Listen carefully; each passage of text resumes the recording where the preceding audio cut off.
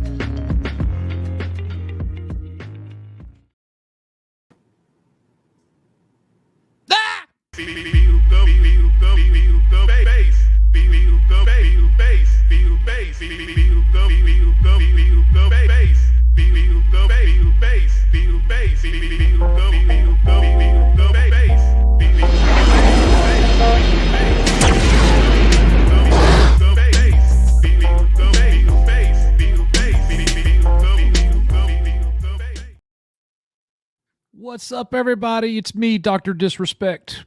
Wonder what you were doing with those glasses on. You know, I wanted to start the stream by saying, "Silence, users. Tron is trying to speak." Aw. Love it. I do. Let's open the show with that. Our good buddy, the legendary Tron, also known on this side of the grid as Nate. He passed away, our friend. He fought hard. We love him very much.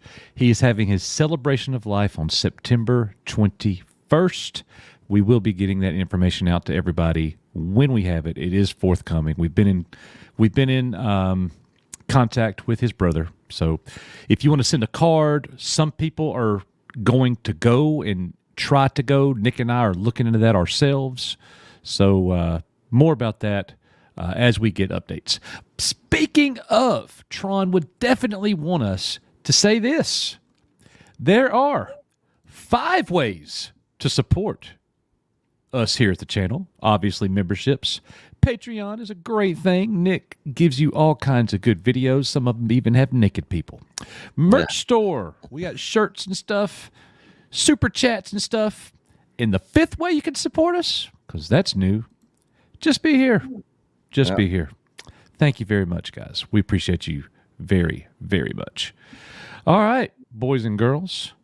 And smash that like button, too. Yeah, smash that Never like hurts. button. Never hurts. Stick it to the algorithm. Yeah. Wait, Click it and stick it. Click it and stick it. Yeah. What are all the things that our friends say?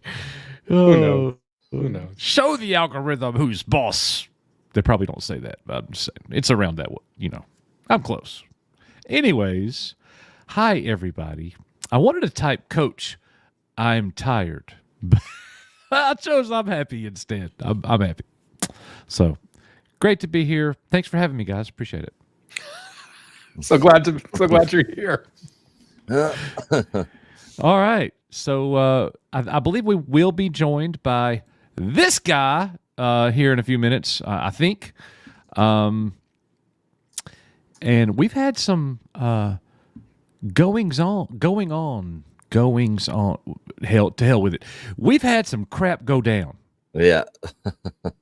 Nick has been fighting wars with Twitter Star Wars shills. Yeah. And we're going to get into that. Nick, look, we got some topics. We're going to go through some things. Some of it you might be interested in. If you didn't know, a Star Wars Grail just sold for $1.3 million. Crazy. We're going to talk about that. I've seen 3 of them in my lifetime. I wish I had bought one for $50,000 because one just sold for $1.3 million. Wow. So, Nick, tell everybody a little bit about what we got going. What's happening? So I will just show you guys just so you kind of know what's going on. Let me share my screen here. There he is, right There's there. Knee Pain. What's There going he on, is. brother? Good to see you. Let's go. So, oh, what? That's the wrong one. You shared my screen. Yeah. So Collider put this article out 18 hours ago on a petition that the Acolyte shills started, and they talk about, in just 24 hours, it blew up with over 700 signatures. Yeah. As you can see here, this is it right here. Let me refresh. They got almost 12,000 in 2 days.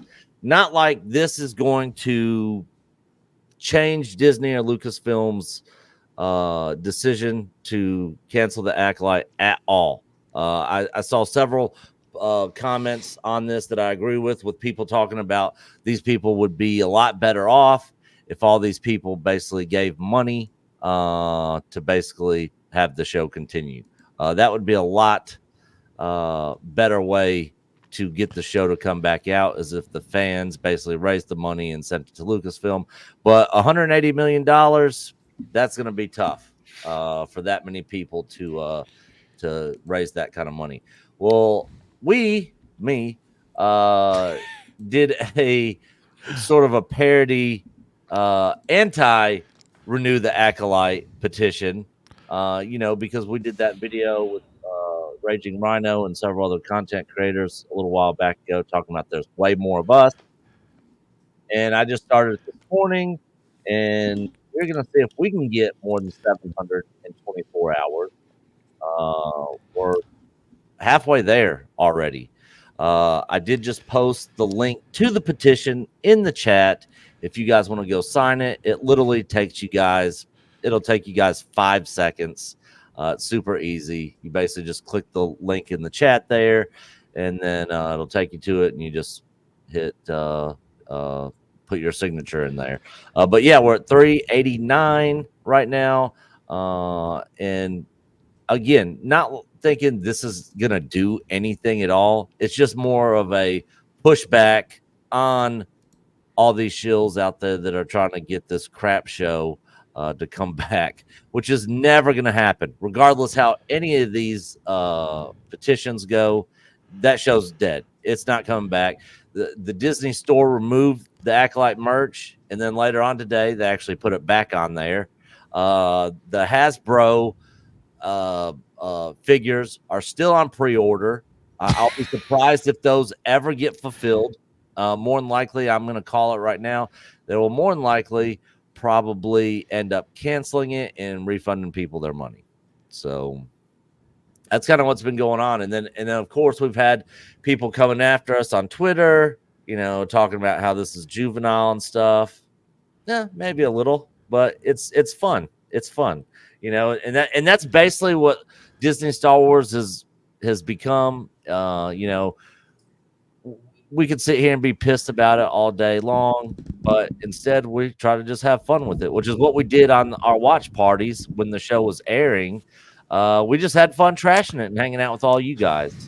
So definitely go check out the petition and sign it, and let's see if we can get over 724 hours. Well, extremely well said by our brother Zombie Box Reviews. This is how I feel. I want it renewed. I don't. Yeah. Could do with a good laugh. I am going to miss the Acolyte. I'm really am. I'm not. Not going to miss it a bit. I'm not going to miss it at all. I'm not going to miss the show one bit, but I will say this. I had the most fun roasting this show out of probably any show ever. That was the fun part. The show itself was not. I hated but without the show, there's no roast. Yeah, without the show, there's no roast. So, if the petition changed something and they brought it back, I wouldn't be upset about it. I wouldn't be like, man, what's Lucasfilm doing? I would just be over here laughing. I wasn't upset. Guys, get the popcorn ready. Yeah. I was never upset with the Acolyte. Yeah, it was actually. I thought it was going to be atrocious. We are on record talking about how terrible we predicted it was going to be. Mm-hmm. It was so much worse than I even thought. Yeah, it was I couldn't even imagine that it was going to be as bad as it was. Yeah. Go ahead. I was just going to say, and later on in the show, we are actually having one of those shills that loved the show actually come on and defend his position here in about an hour from now. So- Which mad respect to him for coming in here. We're not going to be mean. We're going to show him how we treat people. Yeah. So everybody, all bets are off. Just don't eat him. That's what they would do to us. Yeah. Everybody in chat, be respectful, be nice. You could disagree. Yeah, you 100% disagree. You could call him out. Yeah, Just don't eat him. Yeah. Okay? That's what they do. So we're better than that. Yeah. So anyways, man, some of them shills. That one guy, dude, that was going at you, you were like, oh, I like him. He's a great guy. And I was like, dude, he's an idiot. And you got all pissy with me. I just, I tried to think tell got you. The roles reversed.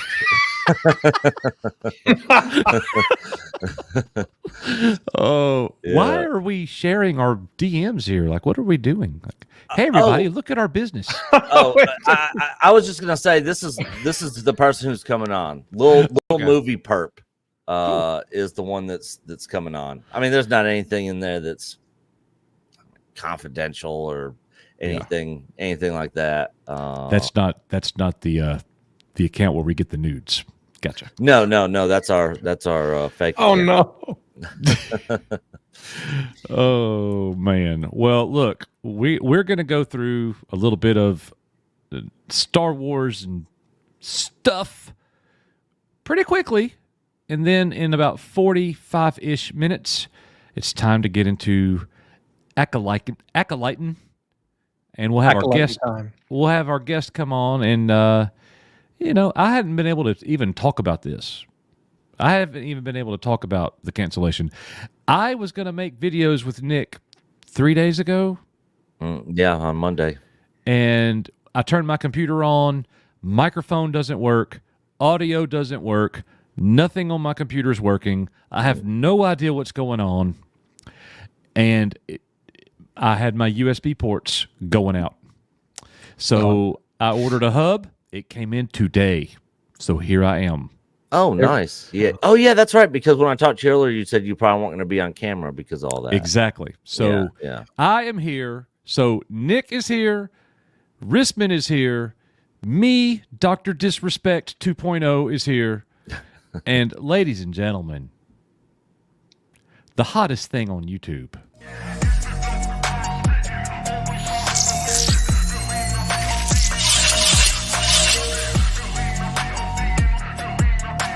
What's up, everybody? Derek Anderson, the DA. And real quick, before we get started. Yo, hey, it's the DA show. What's up, everybody? How's it going? Oh, I thought it was just about me, man. I knew he was gonna do that. Man, too. I've missed you, man. I've missed you. Yo, man, it's been a crazy couple of weeks, man. I've been out of town. I had to do some last minute moves, going to do Alien Romulus last week and just all kinds of stuff. So I've been completely away, but I'm glad to be back, man. What's up, EBM fam? How's it going, y'all? Doing good. So I watched your review of Alien Romulus. I didn't. So I have no idea what he thought. Yeah. Just so give me the number. Give me the number. I think his mindset is about the same as mine and yours, Coach. He's, if I remember right, you thought it was kind of mid, right? Yeah, it's kind of mid. Our number was 6.5, and I liked it. I gave it a 6.5 to a 7, and I thought it was just. Go. Yep, that's where I was at. Yeah, I think we're all. That's what I gave it. It. Rispen, you gave it an 11. Be quiet. No, that's not true.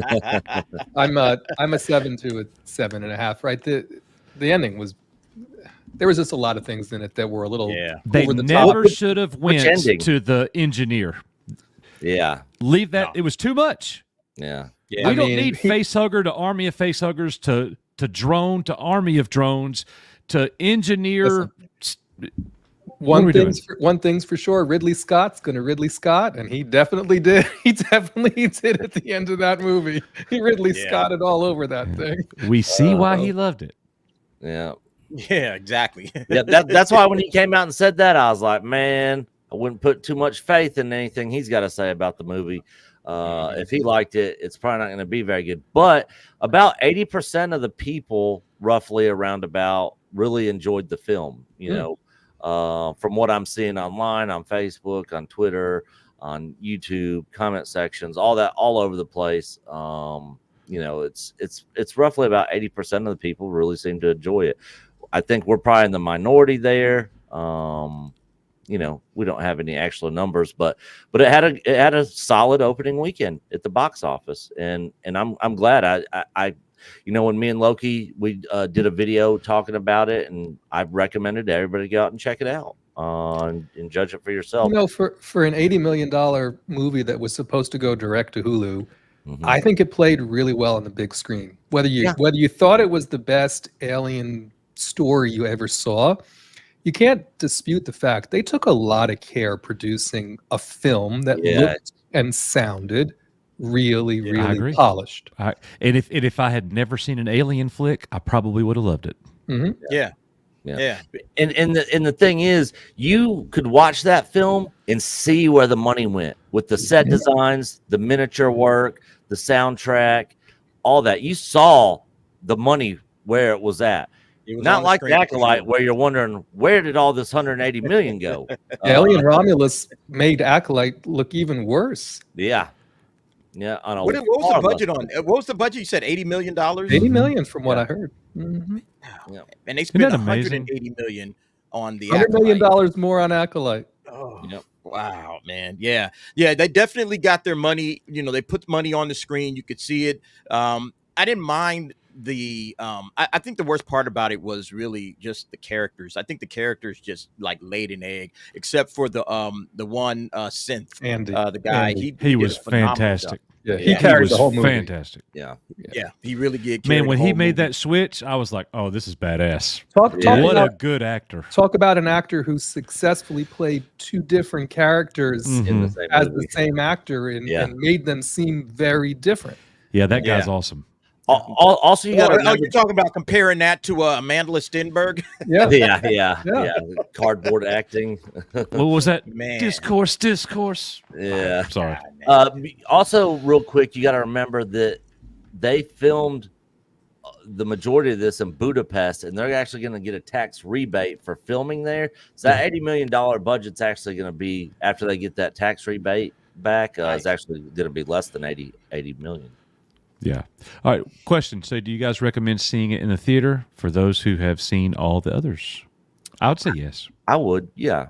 Even though we thought it was mid, you could be like our friend, Mr. H Reviews or Culture Casino or so many other people out there that thought it was the best movie they've seen all year. And see it in a large format screen if it's within budget and within distance, you know, a Dolby or an IMAX or a or you know, whatever Cinemark's thing is called. You know, do it that way, because I think you'll really appreciate that a little bit extra. If I'm not mistaken, our good friend Robert Meyer Burnett said, Nick, that he was extremely disappointed in the movie. He almost walked out of the theater. But he's still telling people, go watch it. Yeah. Go watch it. Because he loved the fit and finish, right? He loved the care of the construct, even though he hated this. I mean, hated the store. Oh, he hated it. And if you guys missed our conversation with Robert Meyer Burnett and Mr. H and Culture last Friday on EBN Cast, you can find that in the EBN Cast playlist on our channel. RMB doesn't come in until about an hour in, but it was a great conversation. So Mr. H sure told him. I watched a little bit of it. Yeah. Mr. H let him talk, and he's like, well, I don't agree with any of that. Yep. Yeah. You know, they had a solid disagreement, you know, and it was respectful. And you know, Mr. H was like, yeah, you know, would love to have you on the show sometime and invite. Were there any points in there where your seat was getting just a little hot? A little bit. I was nervous because I already knew these two guys. Yeah, because I like both of them, and I knew mean, if DA and Rissman gets into it, Rissman's out. Yeah, without question. Without even a second. I know this. Without even a second thought. Yeah. The thing is, I agreed with a lot of what R&B was saying, and I agreed with a lot of what Mr. H was saying. Even though I was kind of mid on the movie, so I was kind of the middleman. You know, some people might call that a fence sitter. but I wasn't fence sitting. I just, there's stuff in the movie I actually liked, and I thought that they took really good care of in the production of the movie, and I appreciated that, even though the story aspect of it was lackluster to me, and some of the dialogue and some of the actors and characters in it, I just wasn't a huge fan of. So. Well, and also from R&B's standpoint, I mean, the original Alien movie literally changed his life, right? He had a life-changing experience. You can't argue with that. Watching that movie. So if he had, it's not that I was expecting him to be as disappointed as he was, but it was going to take an awful lot for him to come out of there and be like, oh my gosh, they really showed me something in this story that I wasn't expecting. And so I felt, my heart hurt a little bit for him, right? Because the franchise means a lot more to him than it certainly does to me, right? Yeah. I mean, to me, it was a good popcorn movie, right? And, Alien is what Alien is for me. I mean, I don't have that, it doesn't have that extra special bit for me. So, but yeah, that's tough. That's tough. All right, so little update for everybody real quick before we get into some of these topics too. Most of you are all aware that just in a few weeks from now, we will be having our third official meetup at the ICC Con, the Imperial Commissary Collectors Convention. It is in Nashville, Tennessee. While we meet up there, we are going to try to live stream. There is a podcast room available. We're going to try to do that. We might just go live and walk around. Nick and I will definitely be getting footage to be able to make a video. But I am not going to go through the guest list until the DA returns, because there's some updates. Very cool. I want everybody to know who's going to be there. If you are in chat and you're gonna be at Icon, please message right now so we could see I'm there or I will be at Icon. Put a one in the chat if you're going. Put a one. Nick and I will be there Thursday night through Sunday evening. Yep. Well, I'll be there Sunday till lunchtime maybe ish. Yeah. But go ahead. I will be there till Sunday evening, because I'm gonna take Derek to the airport that night, and I'm also Gary Ambrosia and Andy Masterson are going to be there, so I'll take them to the airport as well. I don't know what time their flights leave, so I'm going to be doing all that. I actually might, for people that are still hanging out Sunday night, we might go downtown Nashville Sunday night or something, and I might stay extra night. And I'm just going to play it by ear, but I'll also be in San Antonio the following weekend for SpaceCon, and then I'll also be in San Antonio at the end of October. Basically, after the first week in October, I'm going to be in Texas for the whole entire month of October for the 2 cons in San Antonio. All right. So let's go over the guest list for Icon. Derek, I don't know if you're updated on everybody, so here we go from the top. Okay. Billy D. Williams will be at Icon. Nice. Dermot Crowley, who played General Madine in Return of the Jedi, will be at Icon. John Morton, who played Dak, Luke Skywalker's wingman. co-pilot Or whatever. Gunner. Yeah. Harpooner. Yeah. Feeling all right, sir? Hey, Empire, suck some Dak. Warwick Davis will be there. Oh, nice. We got to ask him about the cancellation of Willow, baby. Oh yeah. Ooh. Yeah. That's going to fire his little ass up. Oh, it will. Subject. Yeah, it will.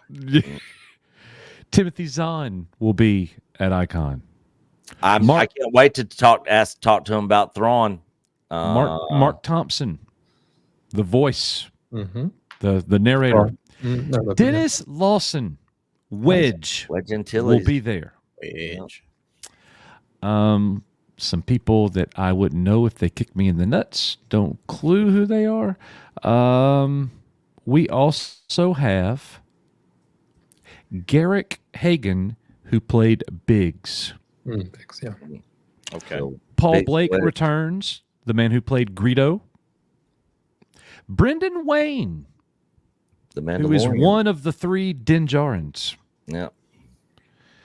Lots of really good people. Oh, and how could I forget? Friend to Echo Base Network, Admiral Akbar himself, Tim Rose. Tim Rose. Tim Rose is Tim going to be Rose will there. be there. Yeah. Oh, yeah. and how could I forget? Amy Allen. I wondered when you were going to get to Yeah, I was waiting on that one. She's Yeah. hot. Oof, man. So lots of really awesome. It's amazing how much original trilogy people Havens is still able to get. Yeah. Guys, that ain't gonna last much longer. I was going to say he's lucky there's still so many to get. Yeah. The fact that we're getting, do you understand how many Rebel pilots will be here? Yeah. Crap ton. I need a picture with all of them. Yeah. DA, did I ever tell you my story about Ula? You did not. Ula. He loves Femi- to tell this story. Femi Taylor came walking by. It sounds Femi like Taylor. Donna Hergenrether was like, say something to her now or I'm going to kick your ass. And I was like, okay, fine. And I said, Ula. And she turns around and looks at me. And I say, girl, I've had a crush on you my whole life.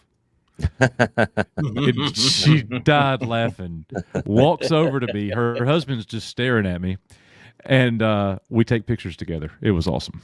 Yeah. Nice. I just said what Nice. came natural. Yeah. And we had a lot of the Clone Wars and Rebels voice actors that hung out with us out in the courtyard there. And let's see, Mark Salacious Crumb, guys. Dodson. Yep. Mark Dodson, the late Mark Dodson, who just passed away a couple months ago. Salacious Crumb, among many others. Gremlins. He hung out with us that night. Yep. Nice. Thought he was falling in love with Donna. Yeah. Yeah. Also, Julian Glover. Mexican Iron Man got him drunk. Yeah. Yeah. Yeah. They couldn't find him, missed his appointments. That was great. Yeah. Yep. So, Hey, we put the camera in his face and he said, what was it? You say you must start your landing? No. No, he said, Sam Jackson, bitch, it'll Yeah. get you drunk. What? Do y'all not remember that bit on the Chappelle Show? Oh my goodness! no. When he was promoting a Samuel Adams beer, but he was Sam Jackson. Oh, yeah, that's Oh, right. it was so Yeah. funny, dude. Yeah. Hilarious. Anyways, whatever. Okay, I'm funny. I don't care if y'all laugh or not. All right. Well, let's. We got a couple messages here. Rogue Sarge, $20 super chat. Good evening, everyone at EBN. He'll What's be up, there. Bobby? Ain't nobody gonna mess with us while we're there. I promise you that. If Oh, that yeah. Pete Feltzer guy sees me at Icon, he better hope Bobby ain't around. Yeah. Is he going to be there? No, he ain't gonna be there. And if he did, he ain't got the sack to say nothing. Yeah. All right. Anyways, GraphWeb, $2, hashtag cancel Disney Plus every day. Unless they come out with the Acolyte season 2, I'm buying. Nah, hell no. It's the only comedy I've watched in like the last 10 years. Yeah. I don't do Yeah, that's a comedy, good but I point, like it. man. It was good for a lot of laughs, but that's about Yeah, it it, was. man. I mean, how much fun did we have? Man, we had a blast, man. Yeah. It was so much fun just Yeah, covering that it every was. week, man. I had a blast. I'll look back on those days with fondness, but I'm glad it's gone. Yeah. Well, like going into watching the show, I'm just like, oh. And every time I saw the time on it and it was a short one, I was like, thank God this is Yeah. long. I But then finally just everything gave. after that was fun. I finally just gave up and started watching it the next day. I was like, I just can't. I just can't, Yeah. can't do this anymore. We thought the Book of Boba Fett was bad. Oh man. Oh, man. Oh, Nah, Man, it's okay. I would take 10 Book of Boba Fett's over a season 2 Poor of Boba. Acolyte. Poor Boba. All right. Thank you, GraphWeb. Nathan Rodriguez, $5. The Acolyte cancel. May it rest in peace. My regret is I won't see you review. That's what I'm saying, Nathan. Season 2 disaster. It would be so funny, but at least we mind poisoned by it. or maybe mispoisoned. I'm not sure. But at least our mind won't be poisoned. Oh by it, yeah, okay. is what All I right. think he was trying to say. Yeah. The only thing that we were missing was Risman watching it with us. I tried, bro. It would have been even better. I just like, oh, it's just not worth it. But look, man, Risman, we would call each other the next morning, and we would just started laughing immediately. Yeah. We generally, I'm going to speak for all of us here. Y'all disagree if I'm wrong. We generally don't watch shit. Yeah. No. I'm not going to waste my time watching something I don't like. That's awful. Yeah. Yeah. That's the only time I've really, that's the worst show I think I've ever watched all the way through. Yeah. Ever. And the thing is, all the shills said, if you don't like it, don't watch it. Well, a lot of people didn't watch it. And then that's why it got canceled. And that's why it got canceled. Exactly. Yep. Yeah, that's it. James Cocker gifted 1 EBN membership. Thank you, brother. We appreciate that. You are the man. And Donna Hergenrether, member for 29 months. Can't stay tonight. Just want to stop by and send hearts and love. Nick, I signed the petition. Have a great night. Hell, Donna Hergenrether. Thank you, Donna. Yep. Monopoly is best. Yep. Petition is up to 406 signatures. Again, I will post the link. Mods, if you guys can be posting the link and just put sign the petition. All right.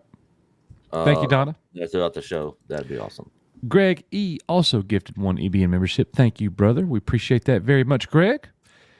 Zombie Box Reviews, member chat. Coach and Nick are my favorite odd couple on YouTube. Don't you call us a couple. Yeah, people are going to try to start simping us. Yeah, this ain't no Acolyte. Yeah. Well, I mean, Felix and Oscar weren't really a couple either. I mean, they were just called the odd couple. Yeah. You know, if you put Coach and Nick together, you know what you get. Cock. Oh, I was going to say kick. Oh, yeah.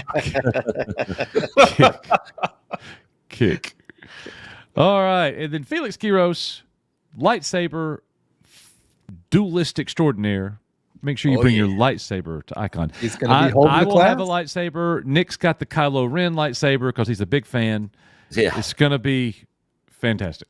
Yeah. So Yeah. what is this? Is this like a tournament of champions? No, or he's an something, or what? instructor. It's a class where you basically learn how to, lightsaber fight. And wield the Oh, okay, lightsaber. I got you. I thought y'all was having like some kind of a tournament to see who wins or something like Mexican Iron Man will fight anyone. Yeah. that. Okay, all right. We have Unfortunately, seen him beat some serious ass out there with a lightsaber. Yeah. Unfortunately, kidding. he's Wow. not going to be there this year with I was all wondering his about that. lightsabers. So, Man, Oh, that's hey, nice. that Mexican is fast. yeah. Speedy. We say speedy, coach. Yeah, Speedy. his hands. Paul challenged him, and Paul thought it was going to be like all funny and stuff. No, he came out swinging that thing. I was shocked it didn't break. Yeah. Not Paul only came Tom out, was there, Paul too. running away. Paul started running away. It's Yeah. like, oh, forget about Yeah, this. like when Nick ran away from me, it was hilarious.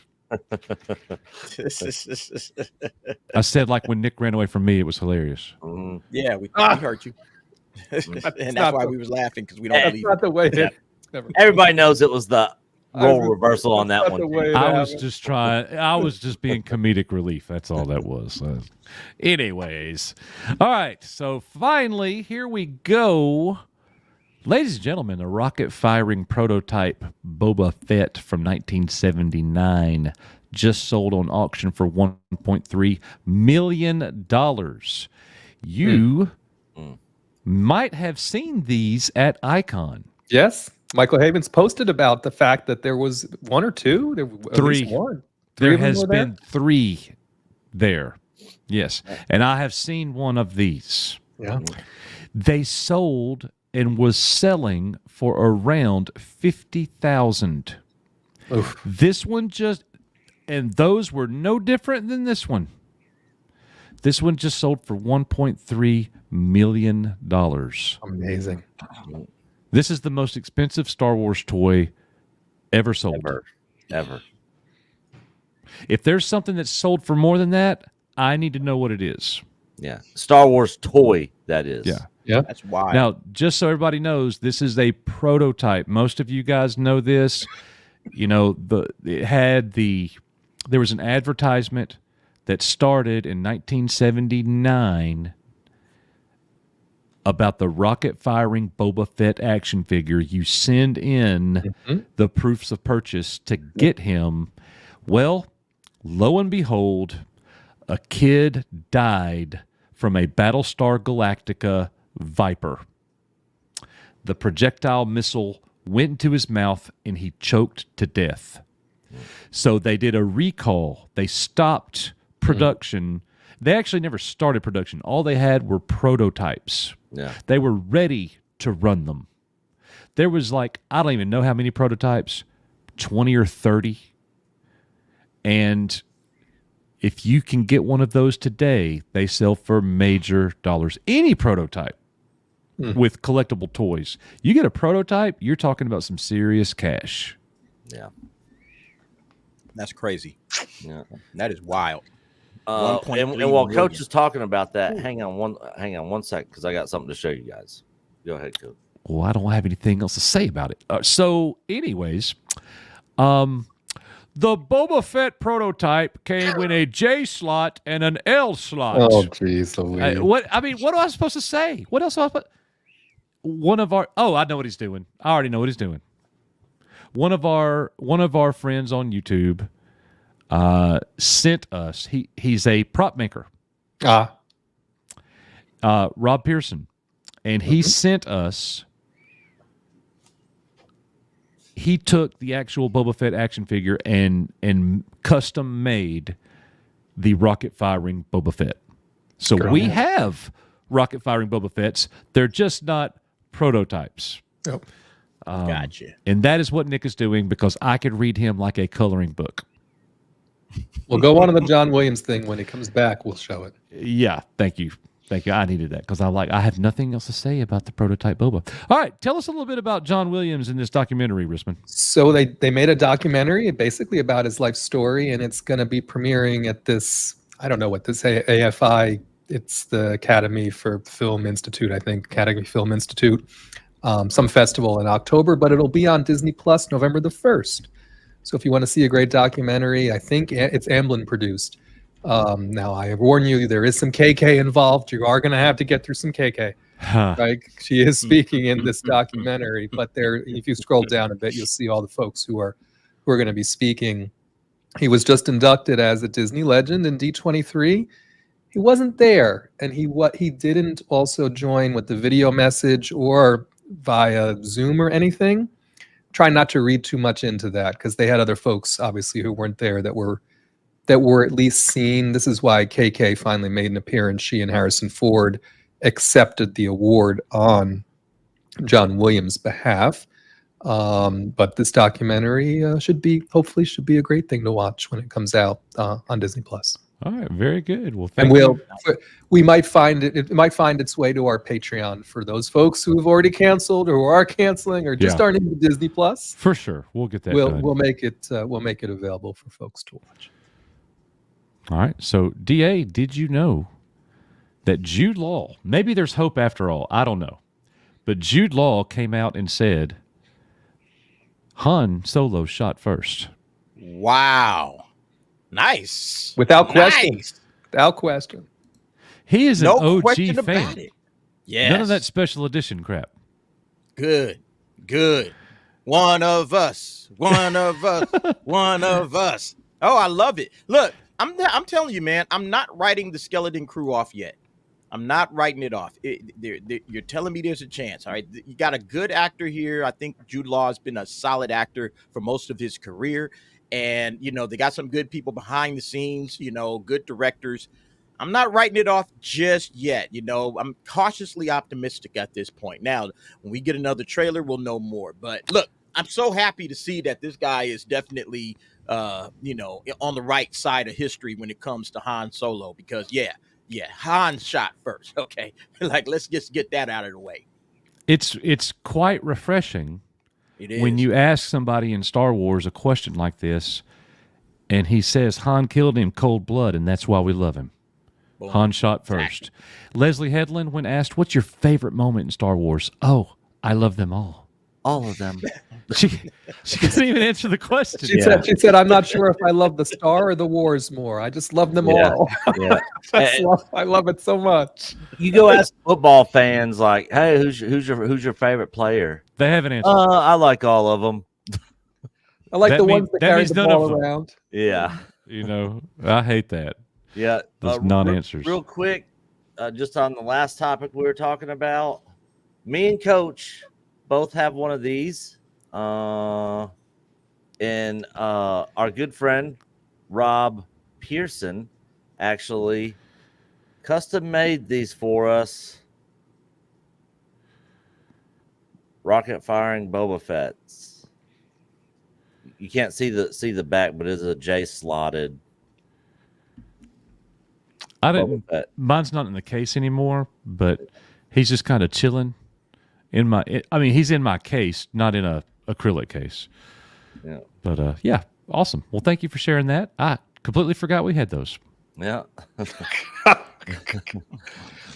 So the one other thing about, and you can hear him talk about it here. He talks a little bit about Skeleton Crew too, but it's a very refreshing difference from Anakin blew up the Death Star to Han shot first without question. I love Star Wars. I watched it as a kid. You know what I mean? I've loved this franchise. Anakin blew up the Death Star and all that. Oh, golly. Yeah. And then you get this. You know, I agree with DA. Look, the thing is, I said this at the top of the show. We knew all right, actually I'm the guilty party here. We reported and predicted that the Acolyte was going to be awful. When I watched the trailer, I was like, you know what? The trailer looks fine.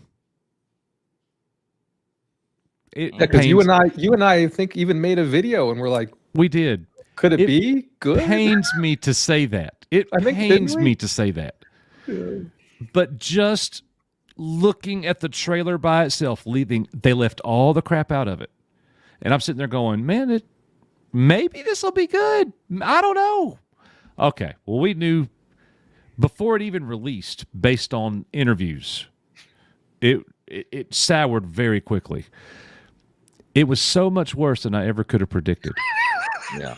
There's no way that Skeleton Crew can be even remotely close to as bad as the Acolyte. There's just no way.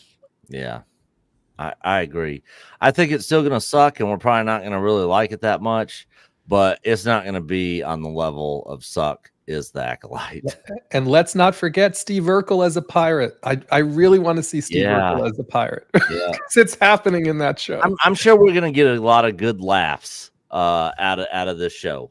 All right, so I do think it's important that we address this very fair and valid criticism.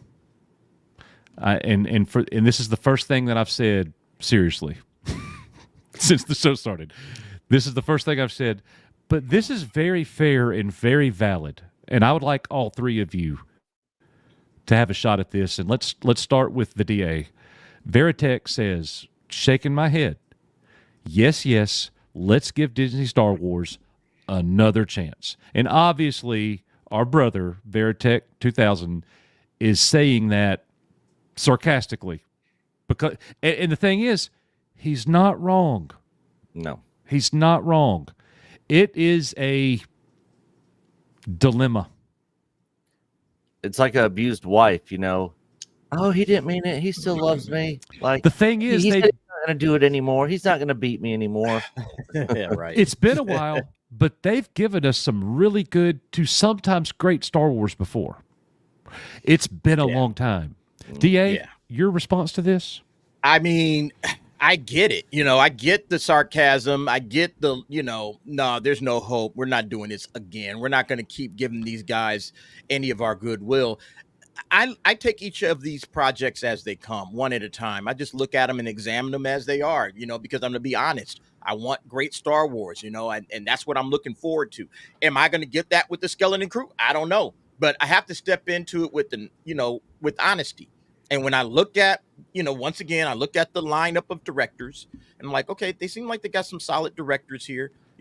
John Watts, who did the Spider-Man trilogy in Marvel, the directors of Everything Everywhere All at Once. I like that film. The director of Twisters, which again, I enjoyed that film immensely. And that guy came out and said, I'm not putting woke nonsense in Twisters. So that kind of gets me to think, okay, if you don't believe in, he's not, I'm not doing all of that stuff. I think entertainment should just be entertainment. So I'm like, okay, this is probably going to be agenda-free, message-free. Like, okay. And then Bryce Dallas Howard, who I think has done decent work. I'm like, okay, 4 out of the 6 directors, the other 2, I don't even know what they've done, but 4 out of the 6 directors, I'm solid with. And then it feels like it's just going to be fun. And I'm like, okay, I'm willing to give this an opportunity. I'm not saying that it's going to be great at all, but I'm willing to give it a chance. And, we'll see what happens. The first trailer didn't piss me off. Okay, what's the next trailer going to do? Well, and Christopher Ford can write something too, right? Isn't he writing this thing? Isn't it? I don't know. But pretty sure. He is. Him and John Watts. So you see, that's what I'm saying. Like, I'm not just blind hope. Like, Star Wars, I'll just try. No, they're giving me some nuggets to kind of cling on to. So as long as they keep going down that path, and like you said, Coach, how much worse can it get? It can only go up from here.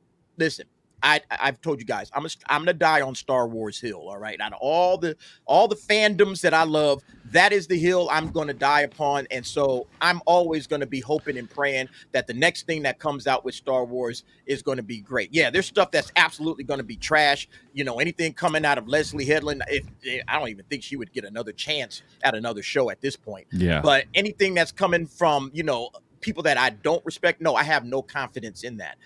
But the folks that are working on this, even Jon Favreau has done some good Star Wars stuff, and he's writing. I think he was the main writer, one of the main writers from the story standpoint. I gotta keep it real. I'm not completely turned off by it. So, we'll see what happens. This is the problem we have is the consistent inconsistencies with these series. I know that doesn't sound like it makes sense, but if you think about it, because each thing is its own baby. Right. Yeah. You enter into each one, even if the last one wasn't your cup of tea, you enter into the next one with, well, this isn't going to be anything like the last one.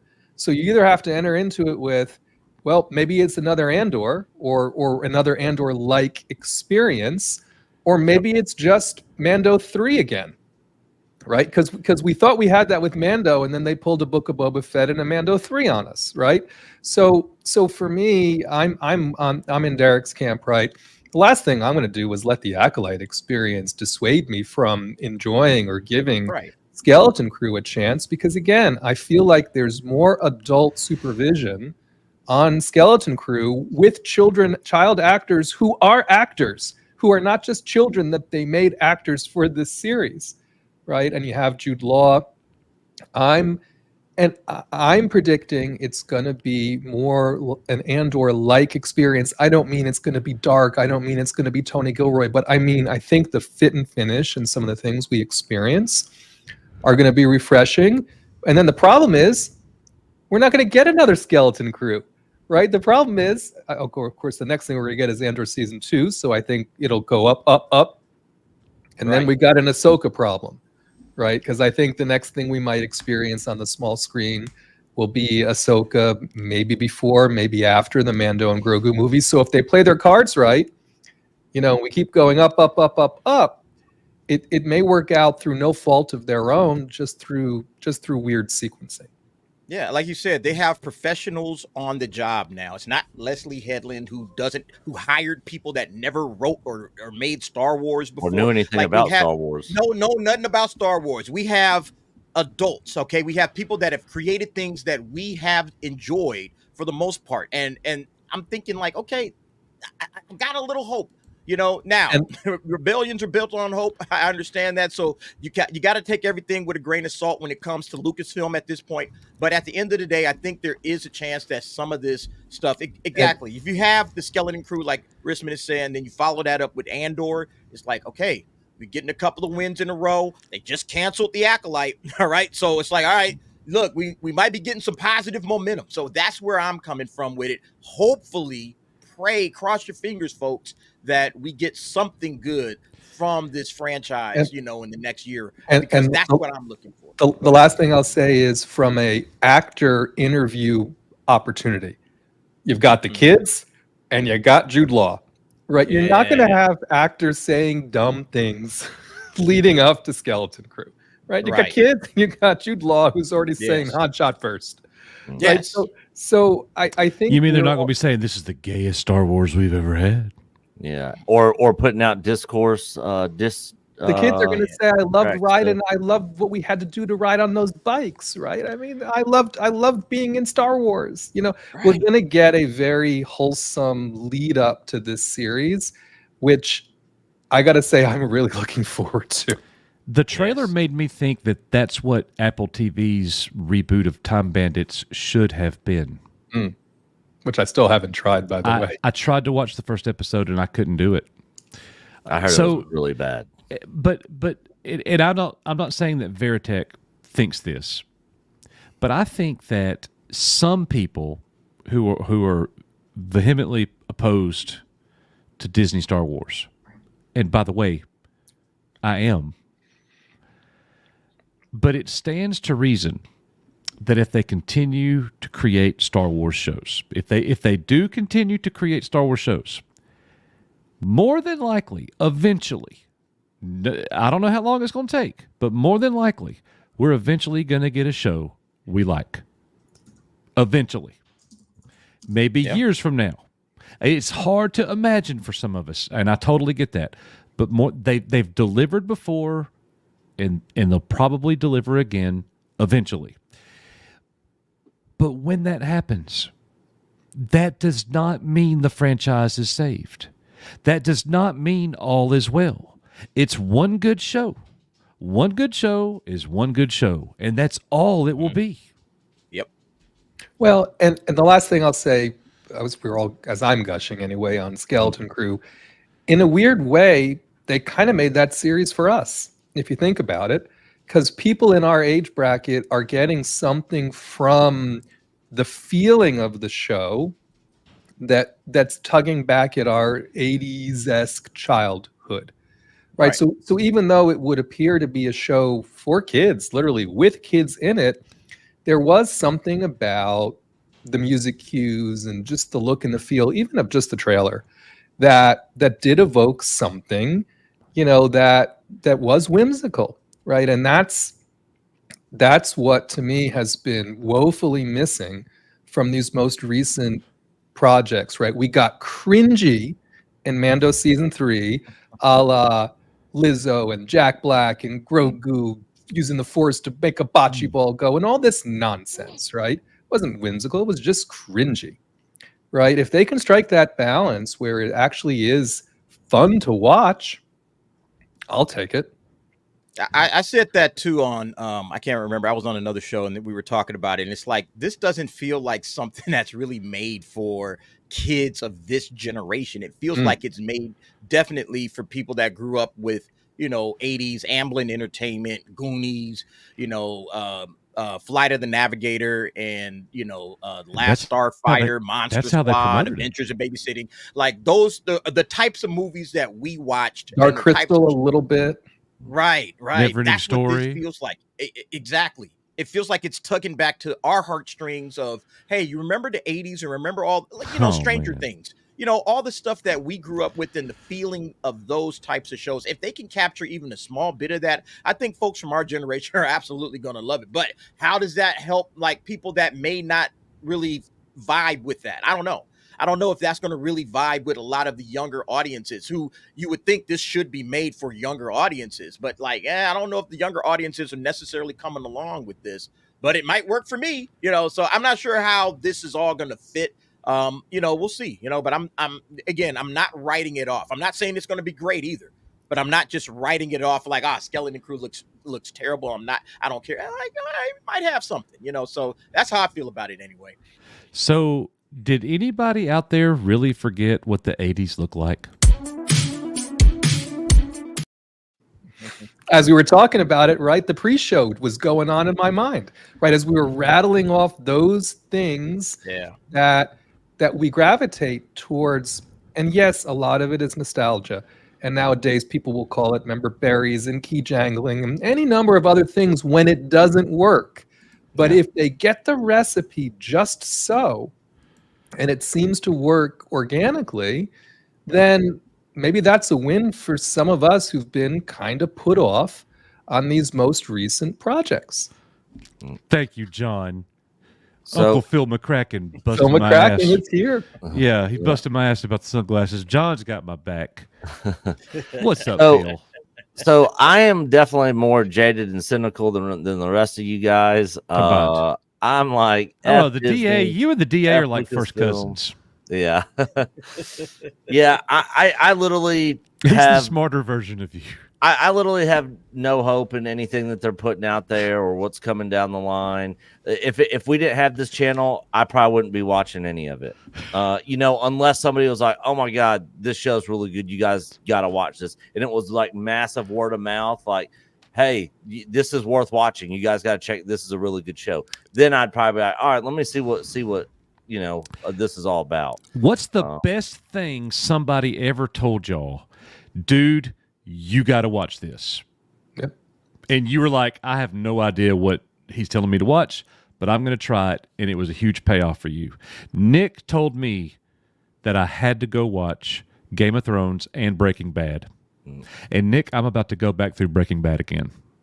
It's such a good show. And it was for me Breaking Bad also. It's funny you mentioned because I Yeah. wasn't an original Breaking Bad watcher. I I wasn't didn't get either. into it until someone was like, "How in the hell have you not yet?" I was like, "What are you talking about? It seems so stiff. It just doesn't seem." They're like, "You must watch it." Yeah, And then I didn't get did, into and I was like, "Whoa, how did I miss it?" I didn't get into Breaking Bad till season 5, the first part of it. After the first part had aired, and they were waiting for the second half of season 5 to drop. And I didn't get into Game of Thrones till season 4 ended. Yeah. Wow. So I was Red late to Wedding. the party on both those, and I cared nothing about those shows. None of them sounded interesting to me. I had no interest in checking them out, and everybody was constantly talking about it. Everybody was like, "You got to watch this show. You got to. You're gonna love it." And me and my ex-girlfriend were bored one night, and we're like, "Oh, let's check out this show, see what it's all about." Breaking Bad had me hooked, and Game of Thrones had me hooked. First episode on both those shows. Very first episode. After the first episode ended on both those, I was like, we got to watch the second episode. I got to see what happens. And it was a binge watch. And a show is good like Breaking Bad when they can take a character and make a spin-off show, and it was almost in some ways better than Breaking Bad was, and Better Call Saul. Better Call Saul. Well, I got to give Risman his props because lately it's not on the level. It's not on the level that Nick, with Game of Thrones and Breaking Bad, but it's right behind it with Foundation and For All Mankind on Apple TV. I just can't even tell you guys how great it was to experience watching those as we watched The Acolyte. Like, to go from that to go from a turd on the street to the pearly gates. Like, that's what it was like. It was insane. Wow. It's hard to beat Ron Moore. Anything Ron Moore does, I see some love for Battlestar Galactica in the chat, the reboot also. I mean, Ron Moore, send him back to Star Trek. Let the man do whatever he wants to do, right? And then, of course, Foundation. I mean, anyone who wants to do something with Asimov stuff, I mean, I think there's some source material there that's kind of good, even though I know they take some liberties, as they always do. I've had very good luck with Apple TV Plus. There's been many more W's on Apple TV Plus than there has been L's. So, Nick, the one thing I wanted to just chime in on mine, the one thing that somebody told me to watch that I had no idea, honestly, I knew it was out, was Fellowship of the Rings.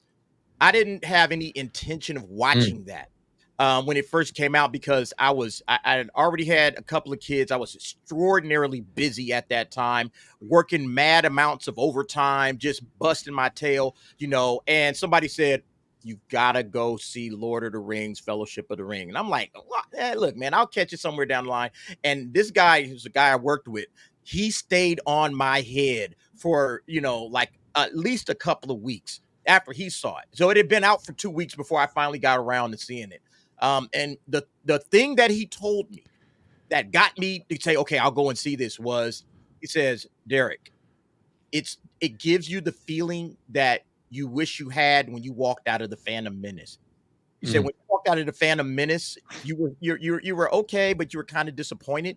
He says the feeling that the Phantom Menace should have gave us is what Fellowship of the Rings gave us. And I said, all right, man, you saying that this thing is going to give me a Star Wars level feeling when I walk out of the theater? All right, I'm in. All right, I'll go. And it did. It literally did. It made me just like, holy crap. And I probably saw it like 5 more times after that. I saw it 5 more times in theaters immediately after that. It was like, okay, now I'm locked in, because I was a kind of sort of Lord of the Rings fan. I had read the books, but I wasn't really like going to check for the movie. But then once I saw that, I was like, yo, I'm all in now. Nick, you got a story like that you'd like to share? I mean, mine was by other people about Breaking Bad and Game of Thrones. No, it was not. What? No, it was not. Your story is when I told you to watch Fellowship of the Ring. Oh, I was thinking TV shows. Okay. Yeah. Derek. Movie wise, yeah. Derek, I was at Auburn University. Uh-huh. We had a free movie every Thursday night. I had never gone to the free movie before. My buddies called me up and they're like, hey, man, we're going to go to Foy Student Union and watch the free movie. I'm like, let's go. I didn't even know who was watching. This is 2001. Yep. I never watched television. The only way I could watch a trailer was going to QuickTime. Wow. Man, I remember QuickTime. That's a minute ago, Yeah. Coach. That's a minute ago. I had never heard of Lord of the Rings. When I sit in the theater seat, I still don't know what we're watching. And then it started. I went straight home after that movie, and I called Nick, and what did I tell you, Nick? I just saw a movie that's on par with Star Wars. And you did not believe me, and I didn't blame you for not believing me. And then you went and watched it. And did you agree? Yeah, it was great. And then me and Coach both went and saw the next 2 movies opening night, Two Towers and Return of the King. I will say the Lord of the Rings trilogy, for me as well, they were opening night watches. I watched them, and it totally worth it. The energy and everything, totally worth it. And I was crazy because I went to that movie. I went to see the Fellowship of the Rings like maybe 2 or 3 weeks after it dropped in theaters after its opening weekend. And it was still packed. I mean, you don't see that in theaters now. You go out to a movie 3 weeks later, man, ain't nobody in the theater. It was packed. It was absolutely packed. I got like one chair in like the far corner up in the top because that was all that was available. And I was like, man, everybody's going to see this thing. It must be really good. I was blown away. I was totally blown away. And man, so after that, it was opening night for the next 2 movies. I even went and saw the Hobbits, all 3 Hobbits opening night. Even though those aren't even close. But I mean, that was the one that, somebody told me, you got to go see this movie. And, it took them 2 weeks, but I finally got around to it. Very cool. All right. Well, look, I know that next up on the agenda, we were gonna run through some Mandalorian and Grogu news, but I think we might have to save those updates, Risman, for next week. Nick, they'll certainly keep. So, guys, we are going to bring in a guest, somebody who is going to kind of give his take on the Acolyte. This is somebody that actually enjoyed the Acolyte. Be right back. All right, and we're just going to have a respectful conversation about it. So, sure. Without further ado, welcome and be kind in the chat, guys. Welcome, Little Movie Perp. What is going on? Mad respect coming in here and chit chatting about the Acolyte. Of course. You doing all right tonight? Yeah, I'm doing great. How you guys doing? Doing good. Doing well. Nice. So this whole thing kind of started, and I'm not gonna play the whole video because I'm sure probably most of you guys have seen it. But this all kind of got started when our good friend Steph over my nerdy home actually dropped this right here, which was basically a compilation video of people that were upset about the Acolyte cancellation. I'm just gonna play just a little bit of this. So the Acolyte was canceled. It's definitely because incels didn't like two people of color holding hands. We're not gonna forget that. They've hit the second tower.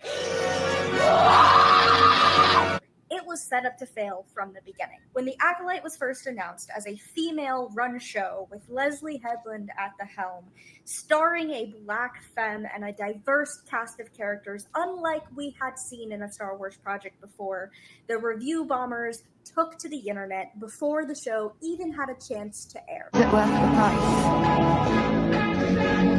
I understand that it got review bombed to an insane degree by so many people who were hating on it just because of what seemed like internal prejudice. Amanda Stenberg, who not only gave a phenomenal performance as Osha, but also as her twin sister May, had no choice but to stick up for themselves and defend herself against the vitriol and bigotry that she was receiving because Lucasfilm did not protect her.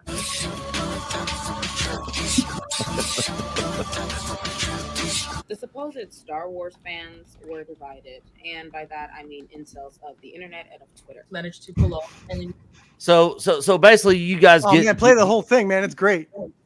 You guys want? There's only a minute left. You guys want me to play the rest of it? Yeah. I like the one All the right. second Go ahead, tower is say that. hit. That's wow. All right. It is pretty funny. used to love her so well. Lucasfilm didn't do anything to protect the cast and the crew of the Acolyte. Why can't the girls have fun things for the girlies? Why? But it just shows how fragile you guys are to storytelling. And it was full girls on board. Leslie Headland is so dedicated as a fan of Star Wars. So when Mother in this says this quote, and the whole show is literally The galaxy is not a about place that people of welcomes color. women like Ask us. me what I'm about to do. I'm about to cry. Thank you for asking. I don't care about what the incel said. You guys bullied Amanda Stenberg so bad. The Acolyte, it was kind of to be expected considering how it is set in the universe that has, if not one of then the most toxic fan base like ever. To receive this news, That or DC. I like Sure. I am mourning the fact that we're not getting any more Khmer edits because we're not going to get any more source material. What do you mean? It wasn't bringing in the view. The viewership was very bad. The precedent this is setting is very scary and very concerning. What Lucasfilm is doing with this decision is allowing the bigots to win, allowing the bigots to run with this and decide, even if that's not the original intention of canceling the show, that they have won, that they are correct, that Star Wars needs to be white and male, and it can't be anything else. All right, so that was it. So Wow. before we kick off this conversation, little movie perp, do you align with that take, or are you just somebody that Which take? There was like a million. yeah, or are you somebody that just are like, hey, I enjoyed the show for what it was? I enjoy the show for what it was. I think it's overall, I think it's pretty good. I think there's moments that are great and brilliant. But overall, I think it's pretty good. I think there's some good writing in there. There's some hit or miss stuff here or there. There's like 2 episodes I'm not particularly fond of, but for the most part, I think it's a pretty good show. It actually, I haven't been into Star Wars like since the original trilogy. I think this kind of brought me back a little bit. I really liked the Sith angle they were playing with. I thought that was really well done. Specifically how like they treated the Sith seduction into the dark side. They almost treated it like a romance. I thought that was really cool. I thought it was an interesting take on how to do that. Rather than just like, hey, you want to be bad? It's like, it's really cool. There was like kind of like an intent, a different type of intent layered on top of that I thought was really interesting. For the most part, I'm not a TV guy at all. One of my major critiques is actually this should have been a movie, because based on like the pacing and all that, like that could also, I think I heard a lot of people had problems with the pacing and the editing and stuff like that. I think a lot of stuff could be solved if you have it into like a 2 hour 15, 2 hour 20-minute movie, I think it would be great. Actually, it would much improve it feels like it was supposed to be a movie and they kind of like stretched it out. But yeah, other than that, real quick, go ahead. I gotta make a quick work call. It shouldn't take me long. I'll be back in like 5 minutes. But you guys continue. I'll be right back. Yeah, I liked it. I thought it was good. It got me back into kind of interest in Star Wars. I've liked I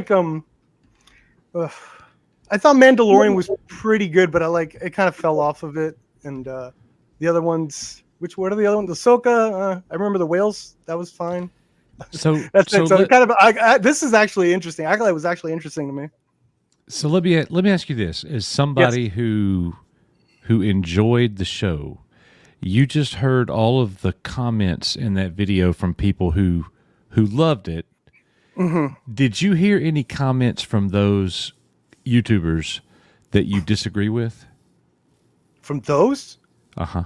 Oh, I agree. I disagree with a good majority of them. It seems like, because I don't know. It seems like they have a lot of intent. Like, this is why it's not liked and all that. And it's like, I don't think I would put that into.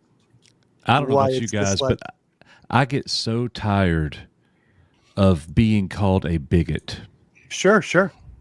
It's like that's the go-to word if I don't like something. And that something doesn't involve a white male Caucasian. You know what I'm saying? Like, sure. if they're not white male, then I'm a bigot. And I'm like, no, that's... And the other one, it's like, if you're calling me an incel and you don't know anything about me... You seem like a dad. Yeah. I don't think dads are incels. Wait a minute. What makes you say that? You're old, Coach. Yes, yes, I am. So, yes, I am a father. I just get so tired of the go-to words, and they're not true. I think, Coach, the issue that you're bringing up here in that compilation, and I don't know what they said in the rest of those TikToks, because I know they were snipped together, but I don't think I heard anyone really say in any of those TikToks why they liked the story, why they thought it was a great representation of Star Wars, where they felt like it pushed the lore forward in a way that was meaningful to them, right? What I think I heard pretty consistently was all the reasons why they were mad that other people didn't like it without them really saying why they liked it, other than the cast was diverse, there were females involved, and some of the usual things there from a representation standpoint. But unless I missed it, I don't think I caught one sentence that said something about the story right that they actually liked. So that was the point that I was trying to make too here. They don't talk about what they actually liked. They lash out and call people who didn't like it names like bigot and incel, like this person here. And I'm not trying to be mean and hateful, but I see this a lot. And this is a very uneducated comment because I think they're being sarcastic. Well, they might be. They're like, but you're white male. Like they're trying to make fun of that. I'm not saying like this particular. I'm just saying across the board, general. They are always saying that.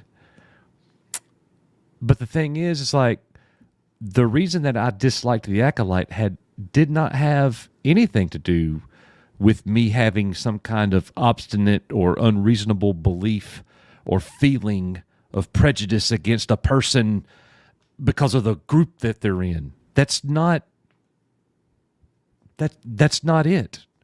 But that's what they got to go to. And because that's the most vicious comeback that they could have.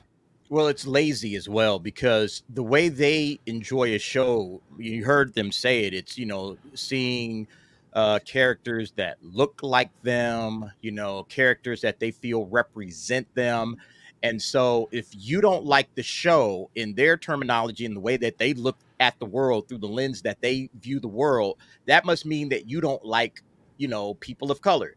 because the reason I like the show is because I see myself, and I see, a person of color, or I see a woman, or I see someone from the LGBTQ community, and that's what I am associating with, and that's why I love the show, because of quote unquote representation, instead of saying, well, no, I actually like the characters that they developed. I like the story that's being told. They're giving us a different look at the Star Wars franchise that's, that really connects to the overall franchise. Like, they're giving us more than just surface level representation. And so that's what they're saying. They're basically saying you're a bigot because you don't like the show for the reasons that you hate the show for the reasons I like the show. They're projecting, in other words. All right. They're projecting. Well, that's how it comes down.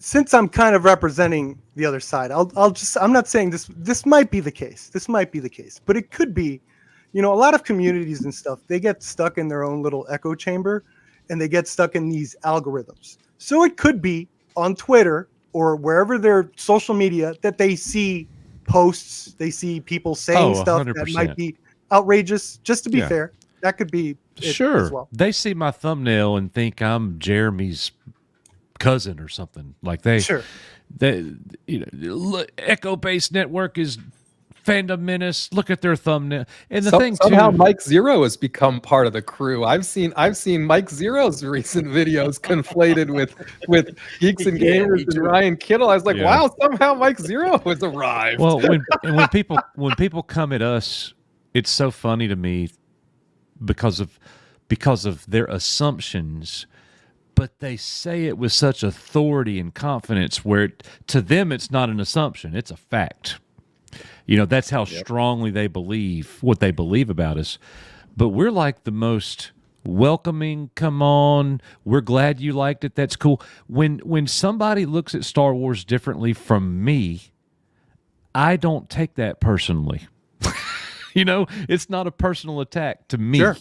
But when I go on Twitter and say, man, this show was absolute garbage, oh my gosh, here's why, here comes the replies. And it just really it's a battleground. It really is. Well, and I will also offer, I think there has been some recent very specific comments directed to Amanda Stenberg that are generally things that I would gravitate away from, right, as being let's not direct it to an actress, right? She was playing a part. The problem is she opened the door when she put out that diss track, right? If you're gonna put it out there, you do have to expect that you're gonna get something back. If you don't want to get it back, don't put it out there, right? So for me, that's a little. I have a problem with the fact it was put out there in the first place. And yes, I have seen some comments which were clearly taken too far, but that's a tough one for me. If you're going to engage on that level, you're going to get dirty. Yeah. Like sure. I did a video covering an article on AV Club where they were trying to contrast Amanda Stenberg getting all of this hate, and Manny Jacinto didn't get any hate. I'm like, yeah. Manny Jacinto didn't put out a diss track, all right? He didn't drop a diss video talking trash to all the Star Wars fans. He basically just kept silent and just did his job. And, he went on, I think he just did a D23, look back at the Acolyte and, speaking about it. And that's what you're supposed to do as an actor or an actress. I don't understand this idea that, you're going to go out and disrespect, potential customers. And they even said this in the Hollywood Reporter, that possibly cost, a lot of fans to say, oh, she's writing diss tracks towards the fans. What is this? And so that kind of negative press also plays a part in some of the reactions that people, have for this show. They took it one step. They took it one step further, didn't they? In that Hollywood Reporter article, that source told the reporter that diss track was a factor in the cancellation. Point blank. Also, if you look at Rachel Zegler, Brie Larson, same thing with them. Yep. Yeah. So they kind of went after the patriarchy and fans and the IP that people grew up and love and talking about changing it for modern audiences and so they're literally opening the doors for for kickback from fans.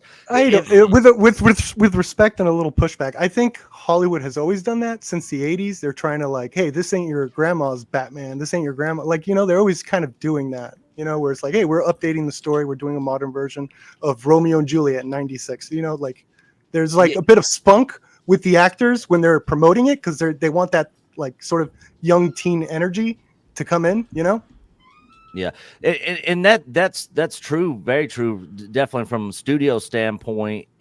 But a lot of the actors, over the years, take the path of Michael Jordan, who said, and I quote, "Republicans buy sneakers too." He just doesn't get in the mud with the political and agenda stuff and all that sort of stuff. And a lot of the actors take that same path, and people don't really go after them. Because nobody really gives them a reason to. So yeah, I definitely think like stuff like social media, stuff like Twitter or X, whatever you call it, has heightened that where you get to see more actors and people for sure. maybe before like their political beliefs. You're like, well, I didn't think he thought that, and it's just with the times. I think that's what we're seeing now. But more or less, Hollywood doesn't really change. Like they promote the movies the same. They're trying to, and maybe it's not working anymore. Need an update, but I don't think it's the individual like actors themselves. They're more or less told what to do, and what to say. Yeah. I mean, especially in the promotional stuff. Yeah, for sure. But I don't think anybody told her to do a diss track. Like, I don't think anybody said, hey, that's these are new times. Yeah, I guess that's true. He clapped back at the fans. I don't think that they told her to do that. And that's one of the major factors is, like Risterman was saying, it's one of the reasons why people, stopped watching the show. And then maybe, Disney said, this ain't really working out. We really didn't get the viewership that we probably were expecting. Let's just pull the plug on this whole situation. And I think two things. The budget, 180 million. Two things are true, right, Derek? Nobody told her to do it, and then nobody told her not to, right? Nobody told her don't release this. So whether that was by design or they had no control, or I don't know what that chain of events was. But then, remember, she went on The View and started bragging about it, man. She was on The View getting all the yes, girl, yes, slave queen. She was getting all that stuff. I mean, does she have a record deal? If she doesn't have a record deal with Disney and with someone else, she could do it technically, and Disney can't tell her no. If it's her song, but Disney, The View runs Disney. The View is ABC, right? Okay. So Disney owns it. Okay, yeah. Then it was approved by Disney. So they allowed her to get out there and say what it is that she said. Clearly, Disney didn't see this thing all the way through. Well, and also technically, she was no longer a Disney employee, right? Whether or not it ended up being good for the show, clearly it seems like it was not. But at that point, she'd served out her contract, right? And she was just at the tail end, I think, of whatever was left for her to be publicly presenting the show as it was airing.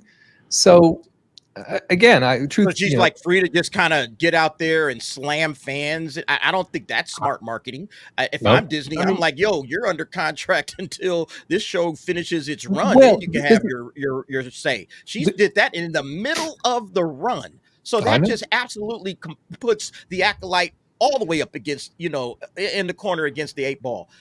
Why would you have your actress slamming fans in a diss track in the middle of the run? It like the show isn't over yet. I mean, come on.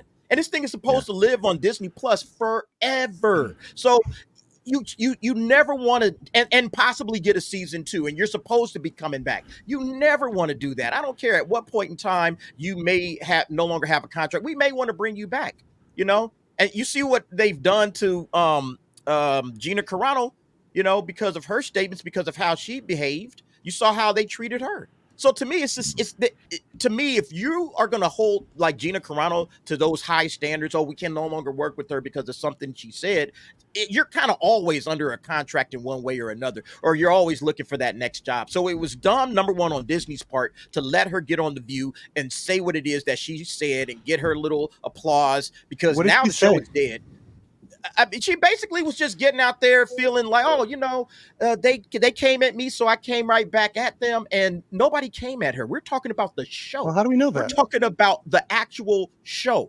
The character is not you. You are not the character. Maybe you think you're the character, but you're not the character. All right. Yeah. You are a separate entity. And if people want to criticize an actress, or any actor or the writers or the directors, we should be allowed to do that, and without the actor writing a diss track, and getting pissed. I feel Which like is that's why the they major call us issue. bigots and incels and all these other things. But- if we don't like the show for whatever reason, they go to the most extreme attack possible. That's the go-to, and it's really unfortunate.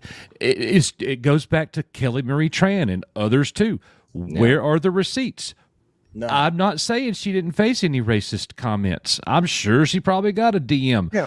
There's somebody out there that's crazy, but the overwhelming majority of it is common sense people saying this show is garbage because the acting, the plot holes, the timing, the whatever we want to say. But all of this bigotry, racism, where is it? Where is it on social media? Where are the racist posts? No one is showing those. Yeah, Yeah, and because Amanda they- Stenberg. If they had them, they'd show them all the time. Yeah, Didn't they Amanda show- Stenberg hasn't come out and said she's making these claims, but she hasn't come out and said, "Look, here it is. It's from this guy right here, this person right here, this account, this tag on Twitter. This is what this person sent me. This is what I'm Sure. getting." We don't see any of that. Let me break it here real we- quick. We have another person joining us right now, and then little movie perp. You got. I want you to continue with that thought you were just about to say. Sure. My hero, ladies and gentlemen, my friend Knee Pain. Knee pain. I thought you said your hero. Hello. Brought the echo. I did say my hero. We're getting a little bit echo on your end, knee pain. Weird. Let me check it out. Hold on. All right. He's still sounding crispy though. Yeah. It sounds good. It's just excellent. Yeah. Echo. Carol Ann, come to the light. By the way, somebody mentioned Goonies in chat a minute ago, so I guess DA's here. Yeah. Yeah. So, it's still Still there. echo. This is echo based. Oh my gosh, Yes, it is. Oh, I was muted, so it shouldn't have been echoing off me. Mike. Yeah, it's still it's pulling your audio in from your. Are you on OBS or? Yeah. Okay. We only hear you once, but we hear all of us twice. Yeah. It's Weird, it's 'cause pulling audio in from somewhere else from the OBS side. Hey, DA, hit us with this. What about now? Testing. Oh, there you go. You guys. I Yeah. really wanted the echo with that. Oh, he fixed it. He fixed Oh, it he right fixed before. it. Oh. Yeah, he- right before Derek. I did really that. wanted the echo with that. That would have been great. It All was right, still little great. little movie perp. What were you about to say?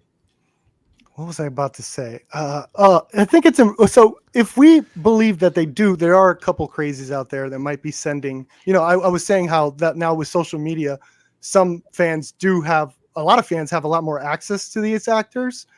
So if we do believe that there are crazy people like occasionally DMing or harassing or saying like awful things, if we believe that, then why is it bad when Disney say, "Hey, crazy people," which is what I've personally seen. I haven't seen everything, why is that bad? That it's like, yo, don't be, because that's what I've seen. Like Disney says, racist people don't be racist, or like, hey, don't be doing that, And I don't think that's to all the fans. They've been, from what I've seen, they've been very specific on the call outs.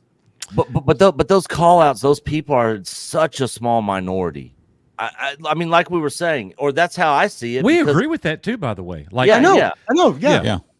But we just haven't seen that like massive or even a sliver of anything like that. Again, not saying that they haven't gotten anything, but put it out there, and we'll join in on trashing those people too, who are saying those things to those actors, saying, Sure. "Hey, I what think you're the doing." Reva, the actor that played Reva, I think they put yeah, the actual and Moses DMs out there. Risman. yeah. Yeah.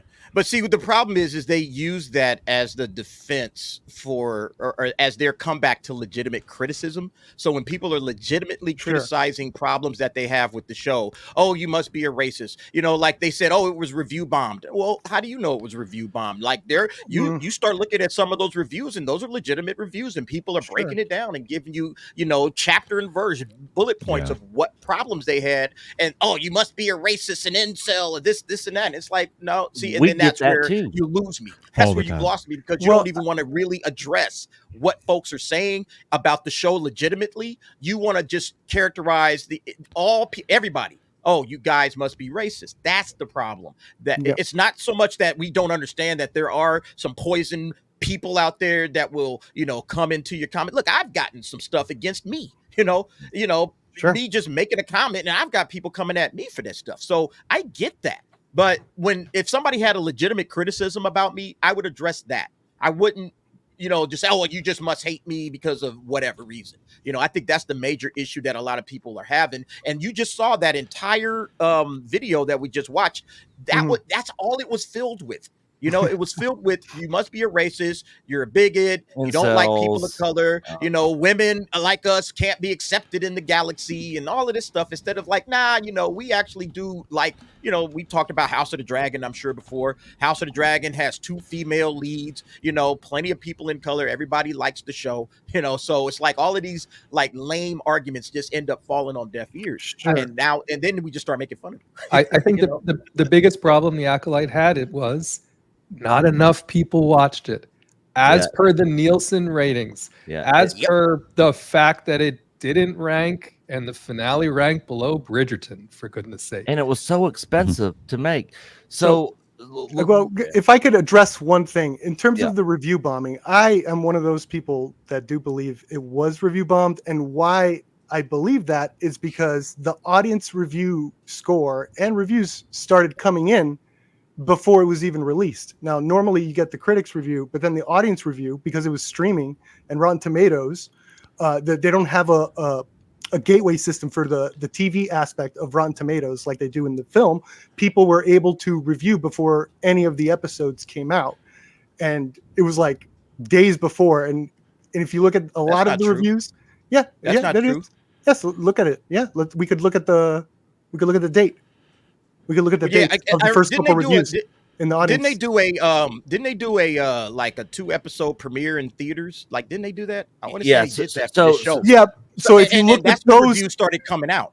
Sure, but if you look at those, like again, if you look at the individual reviews, the first couple reviews, like hundreds or whatever, they're all like woke or something like that. They're not getting to the specifics, which you guys said was like the important part. The negative reviews that would get into specifics later on after the reviews, those are ones that are warranted.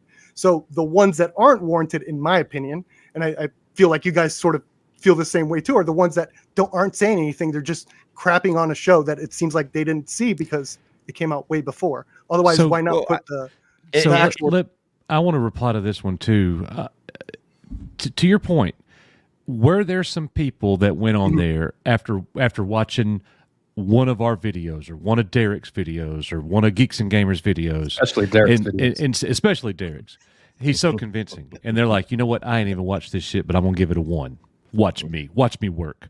Yeah, I'm sure there's some people that did that, but if we have a problem with that, then we also have to have a problem with the people who were scoring at 97, because I agree.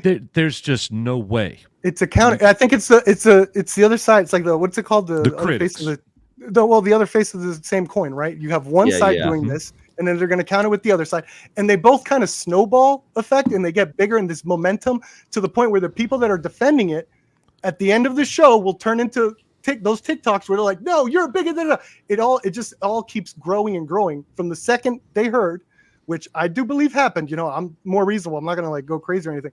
Like, the minute they heard that it was getting like these reviews of like, oh, it's crap, woke, all this crap. The minute they heard that, that's it. Their narrative is set, just like the other narrative is set, that it's bad for whatever this showrunner said a year ago or whatever, what have you. Because there's been, I think it's both sides, honestly, in terms of like, you have like people were gearing up to hate the show for like almost 2 years. People were gearing up like 2 years.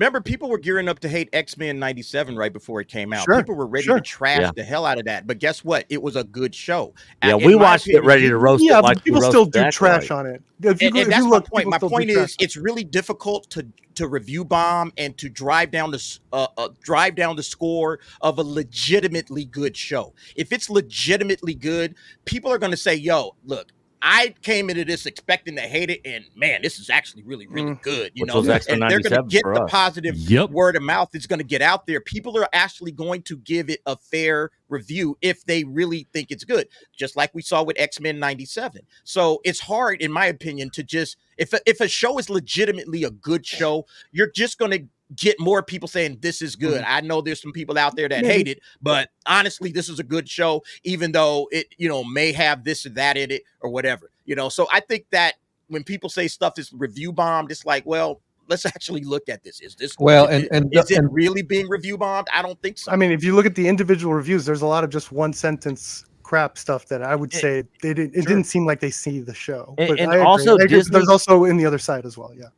And I don't know if any of these people were part of this group that was giving it reviews early, but Disney did release the first 4 episodes to a lot of people out there that got approved to see the first 4 episodes. The critics. Chris Gore and If they Alan got, over at if they got Film approved, they probably were gonna like it though, right? They Disney- watched the Disney power knows of who gets money and still gave it a 97. Chris Gore and Alan Ing over at Film Threat, they hated it and trashed on it, and they got early access. So I don't think Disney gave it to them though. They probably got it from a friend. Those guys specifically. I don't think they're on the probably Disney right list. about that. Yeah, and that is possible, but the other people, you could also make an argument that some of those other people were also saying the same. What's up? Maybe again, if you look at the individual reviews, they're not saying anything that shows that it looks like they saw like any details or any like spoilers for the first that they look like they saw the show. They can't even give plot details. It's just here's one here's the sentence main wrapping up. thing I know. To my knowledge, the only one of us on the panel who has actually worked on shows had to drink an entire bottle of wine in one sitting to get through the an episode. Acolyte. Knee pain. Former Lucasfilm employee, knee pain. Give us your thoughts, my friend. Oh boy, about what? You've been kind of. We're just all over the place. On the all over the place. cancellation, the backlash from the people, the reviews, the rating of the show, kind of. Yeah. I guess I'll just real quick summary because I actually want to give our guest a moment to talk because I like to hear more from him and Sure, ask me just wanna questions. ask questions. Yeah. I will say when people are kind of saying like, oh well, with the numbers, we're gonna do this petition. I did a video and I got really basic on it. I didn't go into all the analytics of how they determine to keep a show because I wasn't finance, so I don't know all the numbers, but I know it's complicated. But when it comes down to it, it's entertainment business. It's business. You have to have the numbers. And I can say for a fact, they really don't care about the people that hate you. They care about the numbers. Right. Honestly. So when I look at these people like, oh, we got 10,000, signatures. I'm like, okay, that's cool. Now let me give you like a really high level explanation how they might look at this. Okay. They're going to say, okay, let's say a season 2 costs another $180 million. Let's divide 180 million by 10,000. So what's that number? That number is pretty much going to tell you what each person should be worth. So if they're saying each person that's going to sign is worth $50, right, in merchandising and advertising, like what's the value? You're probably going to need over 3 million signatures to really get noticed. Honestly, yeah. When Battlestar Galactica, not Battlestar, Stargate was canceled. I was a little butthurt. I was an angry fanboy. I was mad. I signed all the petitions. It's a placebo effect. You feel really good. You shake your fist at the studio, think it's going to come back. Your show doesn't come back. I did the same thing for Firefly. It's like, welcome to being a fan of the franchise. These things happen. Like, I can sympathize with why you're angry, but to get ridiculous where people were actually taking screenshots of Torben taking the poison, like my reaction when I found out it was like canceled, I'm like, that's a little bit hyperbolic, buddy. Yeah. Like I was irritated when Stargate was canceled. I never like thought violence. I mean, I was mad. I'm like, gonna kill why? myself now. Oh my Yeah, goodness. it's like, come on, you people really need a hobby. And by the way, Nate Payne, do we still understand why he took the poison? Let's not go back into it. Let's not. Let's not go back. No one knows. Go back. Yeah. Well, you know what? Someone should like go up and like, hey, you know what? You're never gonna make it to season 2. You had nothing to worry about. I do have No. to say, We were gonna get those answers in season 2, though. But anyways, I'd answer? really love to talk to Lou. So movie perp, you said you watched the first 3, like the original trilogy, like that was what I was into. So yeah, I'm yeah, taking I it. like those. Yeah, so I'm not so much definitely- Return now, but yeah. Yeah. So yeah, I think you know just by listening, you sound like an older person, not like one of these younger people who are going to like hyperventilate over a well, he television called show. me a That's why. dad, so I don't know about Oh. that. Okay, well, I mean, They said I you could look like recognize an awesome, like suburban dad. That's what I see. So I was like, I don't know. Well, Coach- and it's only because it was like the incel comment. It's like they can't be an incel. If Yeah. it looks like a Coach- dad. I agree, and I'm a grandfather. Okay, so anyways, You know what it is, yeah. Coach? It's the cheeks. It's the yeah, it's a up. cheat. You incel. Yeah. But no, so movie perp, you're saying like it's like yeah, I was in the 3, then I didn't really watch rest of it. So I'm kind of curious, like you said you sort No, of I don't watch Ahsoka, the like- anime. I watch live action stuff. I don't watch animated. I don't do the books. I read like Tales of Mos Eisley or Tatooine. I think, Okay. a long time ago. Hey, Nick's favorite. Yeah, I like that book. I like the Because, Rancor I mean, story. yeah. Yeah. Okay. I was just kind of curious, like what it was, because usually when a show comes on, I don't always watch like the first episode. I kind of wait for like what other people might say. I'm just kind of Sure. curious, like honestly, and it's not judging. I know some people in chat were like, absolutely. Don't tell me. I was ignoring the chat on purpose. Just don't tell me what they Yeah. say. Okay. I'm good. I'm good. Listen, no. All that set aside. Ignoring the mostly- chat. Smart. That's smart. Yeah, it's smart. It's smart. That's a good habit. I just want to say I don't think anything's no such thing as a poser fan. No one has a monopoly on what defines a fan to me. So you're your own fan. I'm just kind of curious what it was that, because here's the thing, what Coach said, a lot of people said, oh, I love it. It's like, cool, what'd you like? Right. So I'm kind of curious, Sure, like, well, what was like maybe your favorite character or a scene to you that was like, damn, I'm gonna rewatch that. I actually want to know, right? I'm not here to make fun of you. I've rewatched episode 5 at least 5 times. Probably more. Like the individual fighting parts I've watched that Okay. specifically. Why I even got into it, because I kind of fell off. Like I do watch the live action stuff, but it's kind of passive in a way, because I'm not really into like the Mandalorian or Ahsoka and all that. Like I thought they were fine. It just wasn't like, it wasn't jumping out to me. I responded to Acolyte immediately because in terms of the trailers, because I thought it felt like they were doing this more martial arts, almost like Hong Kong style action, and I was just like, oh, that's awesome, I want to see that. And something you're into, you like that. Yeah, I'm into the Hong Kong, I'm into martial arts movies big time. I'm also big into horror, so that's actually what kept me in the Acolyte. It was like, oh man, they're like actually going through the dark side. I actually like that. I like horror movies. I like movies that deal with like dark, complex themes and stuff like that. I was really digging the hell out of that. Especially, so again, episode 5 and then episode 6, I really love the take of what they were doing there of like turning someone dark side, treating it almost like a romance, almost like the seduction, because it is a seduction to the dark side. At least that's my take in Star Wars. There is a type of seduction going on. That doesn't mean romance exactly, but there is something going on. It doesn't always mean sexual. Yeah, it's sexual. That's what I mean. Yes, Yeah. yes, exactly. Okay. So and so I love that they went literal with it, and it was like, what if it does? Like, what if for this particular scene, you don't have to take it that way. You could, and a lot of people did, obviously, but you don't have to take it that way. I just love that they were actually playing with these themes. The theme of companionship was really big. I love the idea of Soul was constantly looking for a Padawan. Like he was desperate. He wanted companionship, and then he sees this girl and he connects with her because she's not connecting with anyone. A lot of the show's themes are about connection, and I just love that the final, for our character, the final arc is she connects with the dark side. She wasn't able to be a Jedi. She failed being a Jedi, and this guy was so desperate to get her to be a Jedi, and she actually connected with the dark side. And I was like, whoa, that's actually kind of ballsy. And I killed give props him. to that. Yeah, and then she killed him. Yeah, I was like, whoa, she killed Soul. But she found this guy, and I loved also the visual. There was a lot of cool visuals I thought they added to like the lexicon of at least the language of Star Wars. Like the way they would hold the lightsaber in between holding arms.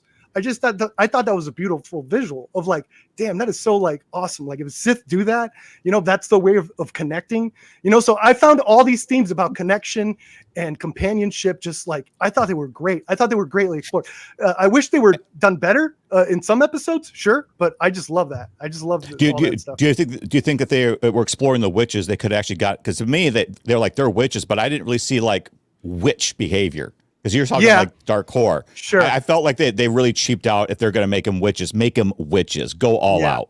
Yeah. So and look, let me say this right now, and I'll let Coach have his show back. I just want to say, you've given me more of a detailed, heartfelt explanation onto why you like the show than probably 99% of what I've read out there. So good on you, and I appreciate the conversation. Thanks for coming on the show. So I think Nipane may agree with my take here.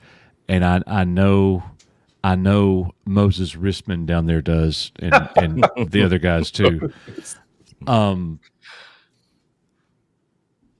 me, and Little Movie Perp, I want you to tell me whether or not you agree with this. If you see it like this or disagree. Sure. People who live the, I don't even remember what all it is now, LGBTQIA2S plus. Yeah, I can't keep up with it. That's what it is now. The people who live that lifestyle, which is fine. I have no problem with it. Live whatever lifestyle you want to live. Got no problem with that. But the people who live that lifestyle because of Leslie Headland and her comments and the lifestyle she lives and the casting decisions that she lives, there's a large percentage of those people who are very tied to the project, proponents of the show, defenders of the show. And if someone like me comes out and says, you know what, that show is garbage, that's one reason why I'm a bigot, I'm a racist, I'm an incel, I'm all these things. And I'm not saying all, you gave great reasons for liking the show, but it seems to me that there's a great degree of people, that's actually wrong. There's a large percentage of the people who liked the show, and they seem to have liked it only because they identify with that. It's not about with the LGBTQ. I didn't see that in the show specifically. Oh no, that no, must no, be like marketing or. There was very little of that in the show. A scene with two of the witches, a little bit. The two mothers having offspring together. But I'm just saying, a draw for people. Yeah. Well, and this is the point that Little Movie Perp just made is so sanguine to this conversation because it wasn't in the show, but it was all around the marketing and how it was in the people involved by the actors and by the showrunner. So I think while some people say that people were predisposed to the fact that the show was going to fail, we had the other end of the spectrum with people who were predisposed to saying the show was going to succeed wholly based upon the makeup of the actors, the actresses, and also the showrunner. But both things are true. Mm-hmm. And when we just played that montage of I Can't Believe It's Canceled, we heard a lot of people who were resonating with the representation of the cast, of the showrunner, and very little around the actual story of the show, other than a couple people reinforcing the fact that they think Manny Jacinto is a good-looking guy. Right? So I think those are two sides of the same coin at play here that makes the folks very passionate around the cancellation because they're feeling like it got canceled for the wrong reasons. It got canceled because it cost too much and not enough people watched it. End of story. Yeah, I agree with that. And I don't think I'm one of those people that I thought it ended like, I think that final shot of them just looking out into the horizon as the final shot of this story, I think that goes hard. I thought it was great. I think it's ballsy. It makes it ballsy. It's like bad guys win in the end. It's like, when does that happen? When does the Sith gets a win? I want to see Disney do that. I want to see them play a little more edgy. Yeah. So you actually don't side with the side of hey, this show got canceled because of all the is and obes and No. crap No, out it's there. I agree with the ratings. Yeah, Okay. If All that's right. what the Nielsen ratings are, yeah. Why would Disney do that again? Yeah. I don't think it needs a second. Like, what is there going to be another murder mystery to solve? Like, and they get more Jedi's to get killed? No, like no. Yeah. One season, we're good. And that's why you felt maybe it should just been a movie, just a one and done. Yes, exactly. Okay. There's probably going to be an edit. Didn't someone like kill an Obi-Wan cut or something? I heard that's out there. Like they did a there movie was version that's way better. Yeah, there was a fan edit Obi-Wan cut out there that's on YouTube. Yeah, I'll wait for that one. Yeah. I'm sure somebody will do a cut of the Acolyte at some point in time. You guys won't like it anyway, but yeah. Yeah, It might be better. It might be better. You never know. Yeah, I think there was a lot of dead space in this. There's a lot of, they repeated like the episode 3 and 7 pretty much just repeated the same thing. They could edit that down. Yeah. There's probably about 2 hours worth of story. Yeah. Yeah. Episode 4 There's about too, 2 hours worth of story. The walking in episode 4 too. The walking. There was a lot of walking in episode 4. Yeah.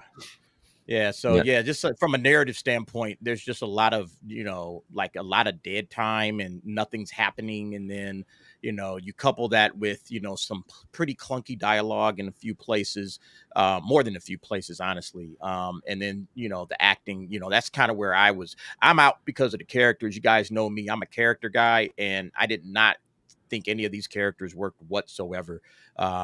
Just from a narrative standpoint, it took forever to kind of figure out whose story we were supposed to be following. And they kind of moved between May and Osha and Soul like multiple times to the point where it's like, I'm not sure if I'm supposed to be following Osha's story. She's gone for an entire episode or two. And then, ultimately at the end, I don't think I believed anybody's motivations. At one point in time, May wanted to turn herself in to Kel Naka. It's constantly changing.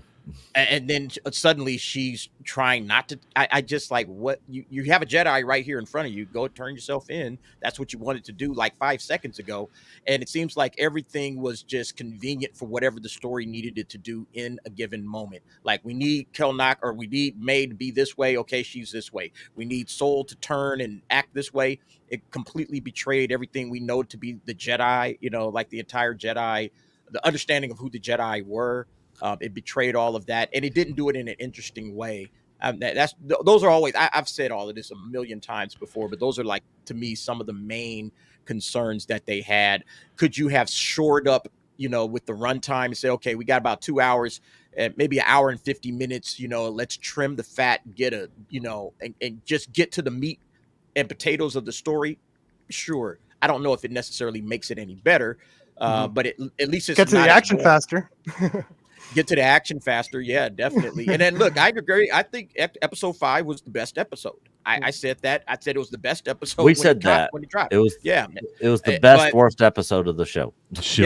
But there was best of the worst. A lot of, it was just a lot of, again, to me, like Soul, the previous episode is blown back, and all of a sudden, where did he go? We don't know. It's like, well, where is he? We don't know. And then he pops up like 15 minutes into the episode to like, Balaka, what was it? The saber that was flying at Ocean. He comes out of nowhere and blocks it. Like, where were you when all the Jedi were getting killed? Again, convenient. Storytelling conveniences are things that just absolutely annoy me. And it shows that they don't really have a good idea of how to tell a good story. There's probably that. Look, there was stuff here.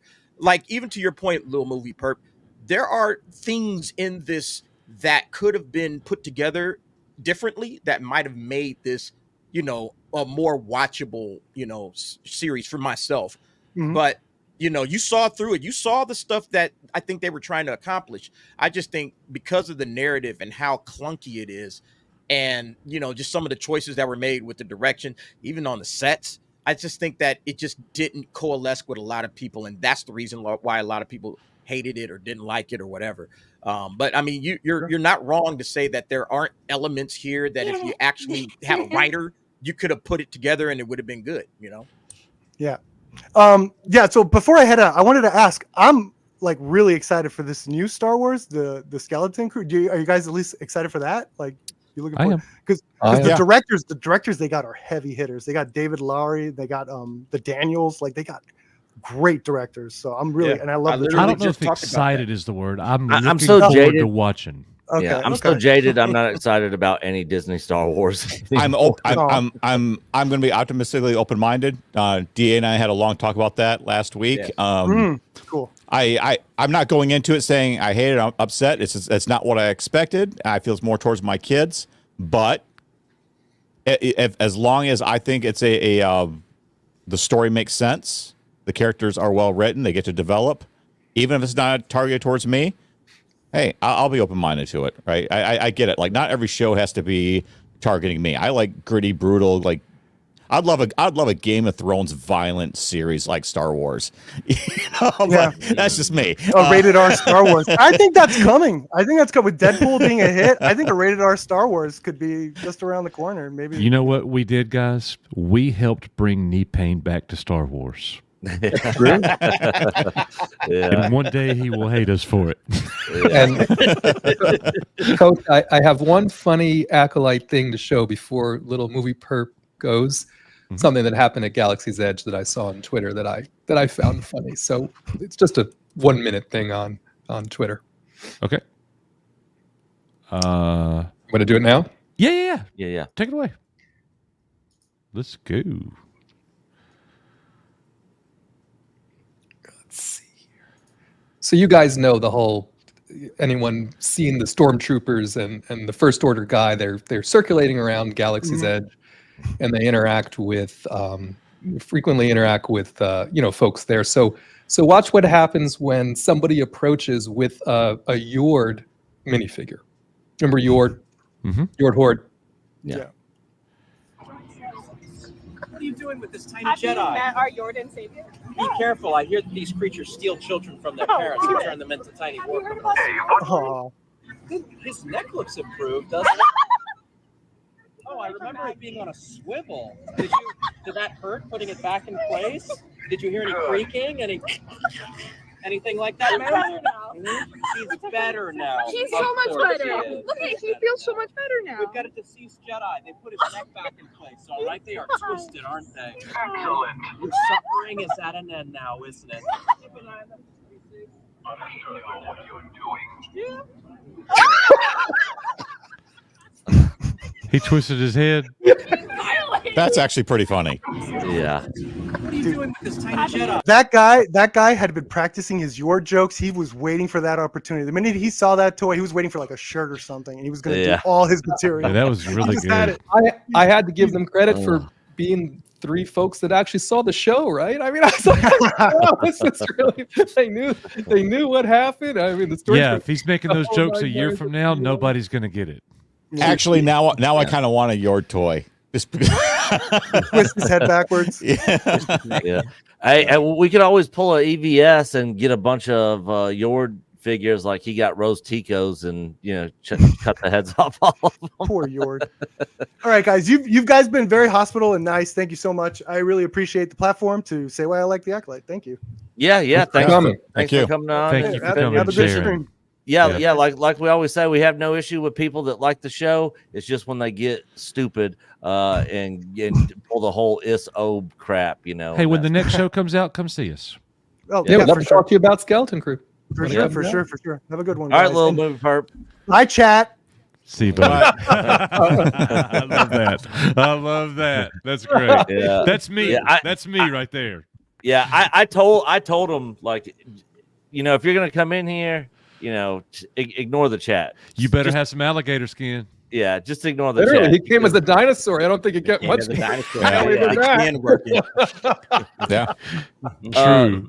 Yeah. All right, guys, we are gonna blast through the super chats. So I got a fantasy football draft here shortly. Chris Reed for $5. By Disney canceling the Acolyte show, they finally listened to the fans. Hopefully they can do the same for the Ray movie. #Fire Kathleen Kennedy. Amen. The only kickback I'll give on that is they didn't cancel the show by listening to the fans. They canceled the show because of the numbers. I think Robert Meyer Burnett put it best. It wasn't the fans. It wasn't the people supporting the show.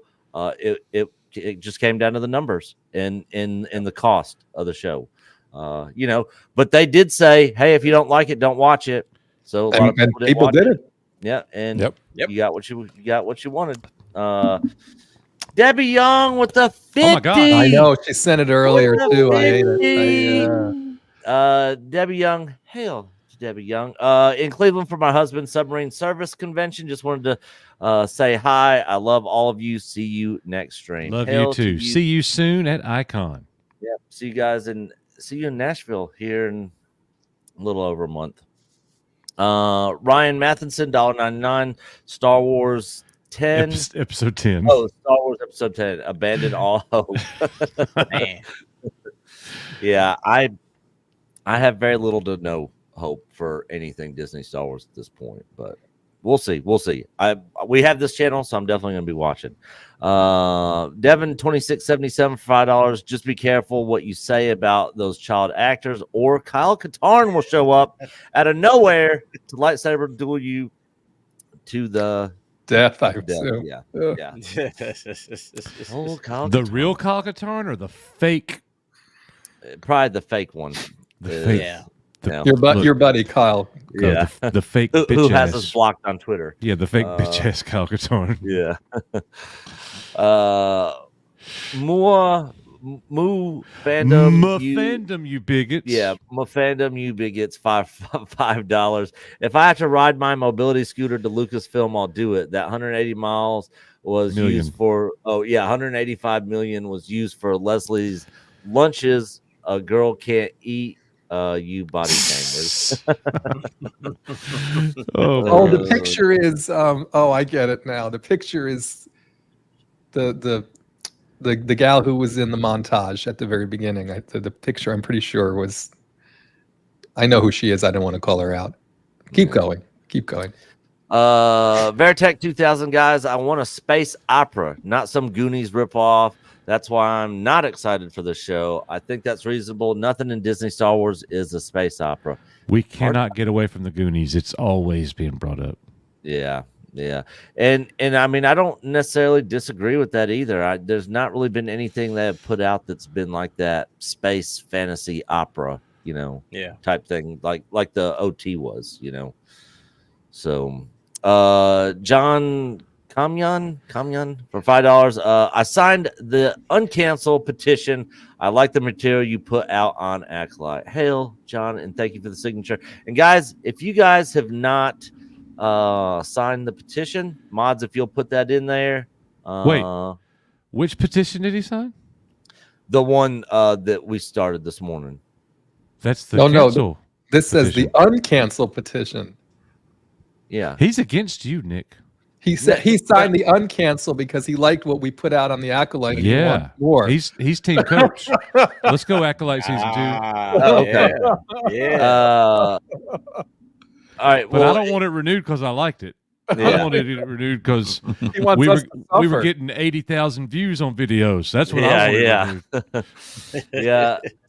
Staccato DDS straight from the DA. This dude is everywhere, man. Yeah, he is everywhere. Staccato, like the support he's been given to us over here, the DA, man, it's been incredible. Staccato DDS, hell to you, good sir. He does that a couple more times. I'm gonna go buy me a Staccato 9mm. Yeah. Oh. Yeah, 20 gifted memberships. So welcome to the EBN member family. Everybody that got gifted memberships. Hail to all of you. Thank you, brother. Thank you. DA, isn't he awesome? Yeah. Amazing, man. Amazing. Yeah. What a guy, man. Really like single-handedly, like it's been building up my memberships, man. Yeah. Yeah. Awesome, Yeah. dude. I remember that one night he gifted like 50. Yeah, it was like 50 in your stream one night. I watched that. I thought DA was I going to was cry. watching I texted you. I texted you.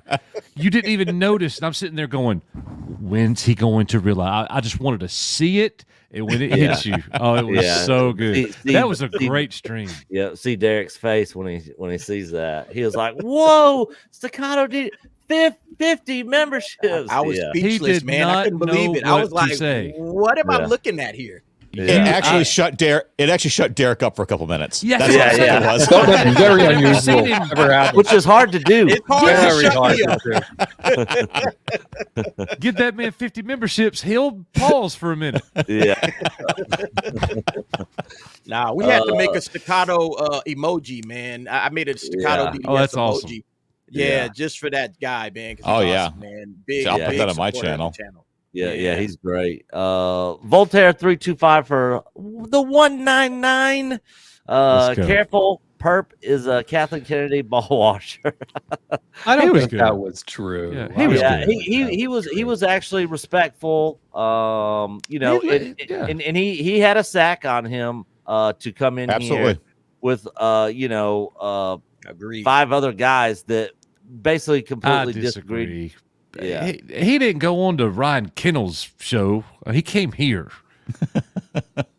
We're Yeah, like well- the unicorns of Well, the fandom menace. yeah. I mean, let's be fair. Like, only the Ryan Kennel's going to Ryan Kennel's I'll show. be right back. Not even I going there. So, Listen, guys, if that guy had gone on Ryan Kennel's show, I guarantee you Ryan would have been very hospitable. Right? Oh, Yeah, I know that. I know. 1000%. I'm not 1000%. taking shots at Ryan Kennel. I'm just saying we are the genteel. well, not just Easy. Ryan. I think more of like the Crowder on Ryan's channel. That too. Yeah. Yeah, that's more the chat. the The chat can yeah. be a little. The chat can be a little. Yeah, that's brutal. what that's the Ryan Kennels I refer to. But one of the things that impressed me about Movie Perp is, I think he really did get the point of the show, as much as it didn't resonate with me. But the fact that it was supposed to be a familial reconciliation, who do I really connect with? How do I find my people? Yeah. Kind of a show and kind of an experience. I do think that's what they were going for. It just didn't resonate for a lot of us, right? And Yeah. when I heard him talk about it, I'm like, yeah, that was the point. Yeah, Like, that was yeah. the He point saw of it. through the bad writing, and he kind of pieced it together, and he understood the point of the show. But again, it just didn't pull it off for the vast majority of us. You know, that especially those that have, you know, like I think he said he's, you know, not been as deep into the Star Wars lore as a lot of us. So a lot of us are just coming in like, look, I'm a Star Wars fan. Give me Star Wars. And it really didn't. And on top of that, you know, it really didn't set up its own ideas properly. So, you know, it just kind of fell apart overall. About after the second episode, it was like, all right, this thing is going to be a hot mess. You can see it coming a mile away. But nevertheless, yeah, he did defend himself and he understood the show. So, you know, hats off to the guy for coming on and, you know, kind of, you know, dealing with it, you know, solid. Keep it rolling, Nick. Jeremy Winfield, member for 2 months. Lucasfilm is dead. Bury it. Well, see, it's kind of hard to argue. he's calling it Luke Less. Luke Less Yeah. film. Oh yeah. Lukeless film, is dead. Yeah. My brain goes faster than I don't know, Coach. A little sparrow told me maybe he's not dead. Maybe he's not dead. He's still coming. Yeah. DA, you are aware of the Sparrow, aren't you? Yes. Sparrow Okay. Files. All right. Darth Melvin did the most hilarious videos on the Sparrow Files. Yes, very aware. Staccato DDS for $9.99. Bree, Rachel, and Amandla never learned to keep the drama on the screen and not off. 1,000%. Agree. And that's why people go after them.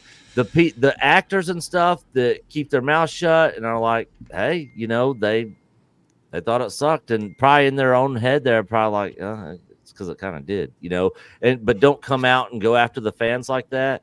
They don't get any of that hate from the fan base, Right. Even if, because most of the stuff, again, it's fans going after the characters and the writing of all this stuff. It's not the actors themselves, but those actors just feel so privileged and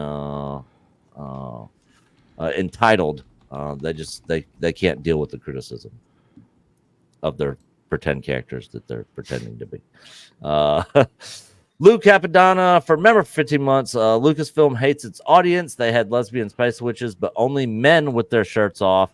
The forced agenda and terrible writing make Xena Warrior Princess look like Shakespeare. Hey, I like Xena Warrior Princess. Wow, and Xena, I hadn't Hercules. thought about that show for a long time. God, Xena was better than the Acolyte. Oh, good God, yeah. And her little sidekick girl on Xena, man, gosh, she was hot, man. Gosh. I watched that show just because of the Xena sidekick character. yeah, absolutely loved it. Let's see. Mattuine, member for 28 months. These actors could learn a lot from Tom Cruise. No doubt he probably leans left, but he keeps his mouth shut and gives us great entertaining movies. Good facts. I mean, he's weird for a whole other different set of reasons, right? He leans he doesn't lean left or right. He's got his own direction. Yeah. But you know what he does? He leans Every outer movie. space. He leans But outer every space. movie, to Matt Tuwing's point, Tom Cruise is pumped up. He's excited. Yeah. Hey, everybody. So happy you came out to watch Mission Impossible, Top Gun. Can't wait to see you guys. Thank you for supporting. Like, that's all he does. He is just so enthusiastic. He makes you want to go and see one of his movies. And he The doesn't promo trash video the fans. before He doesn't. Top Gun. Yeah. Thank you for coming and making Top Gun $1 billion movie. Blah blah blah blah blah. Like, that's all he does. He just keeps his mouth shut, like Matt Tuwing says, and he just makes fun movies that everybody wants to go and watch, and that's it. You don't get any politics. You don't get any of his nonsense. None of that stuff. You know, in the run up before or after. He's finally starting to look older. He is. So when he did what he did at the Olympics, number one, I was like, didn't surprise me a bit. But then when he was there, I was like, Tom getting old. Yeah, he's Tom's starting getting old to now. show his age. Yeah. Yep. Let's see here. Warosy for $5. The power of many is quite refreshing. We son. have a video for you, Warsi. yeah. Chicken pork, Dobo, for $2 of A. Aussie, I think it's Aussie. Australia. Yeah. There's Australia. Zambukis. Yeah. We haven't gotten any Zambukis in a minute. Everything's a Zambuki if it ain't US. Baby. Oh no, Yeah. the Zambukis Chicken again. pork, adobo for 2 Zambukis.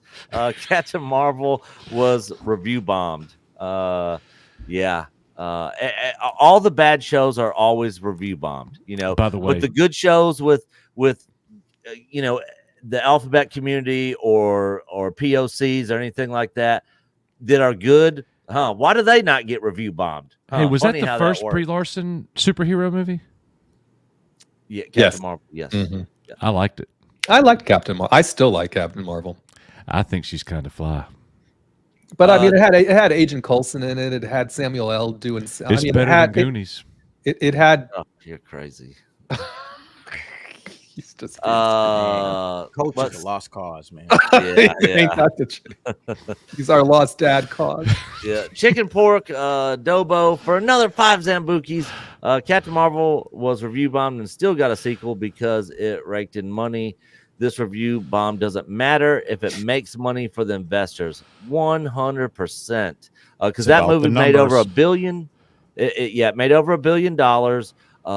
It had a ton of backlash, but it got a sequel because it made money. Just like Nee Payne was saying, they don't care if you hate them or hate the stuff. If it's getting numbers and it's making them money, you know. Here, I guarantee. Here's one thing you'll never hear Bob Iger say. Listen, Disney Plus is doing great. We had that smash hit, The Acolyte. Y'all got to subscribe. That's one thing you're never going to hear Bob Iger talking about. Yeah. The Acolyte bolstering nothing to do with Disney Plus. I can guarantee you that. Definitely not. Let's see here.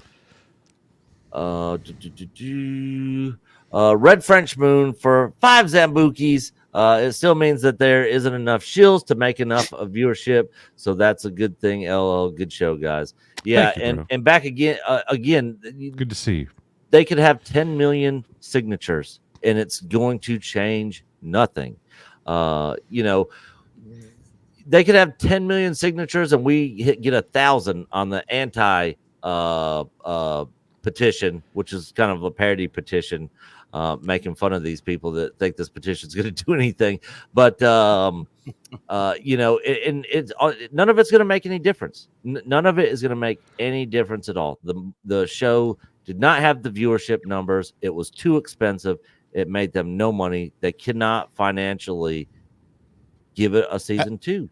And there's like a legal aspect to that too, potentially, right? If they still had pending, because a lot of these, you know, directors and all that, they're on for contractors, they're out of contract for the second season. So by the time they announced season 2 is canceled, they pretty much already severed their contract and did whatever actually probably not severance packages, but they've already severed the legal business ties with these contracts.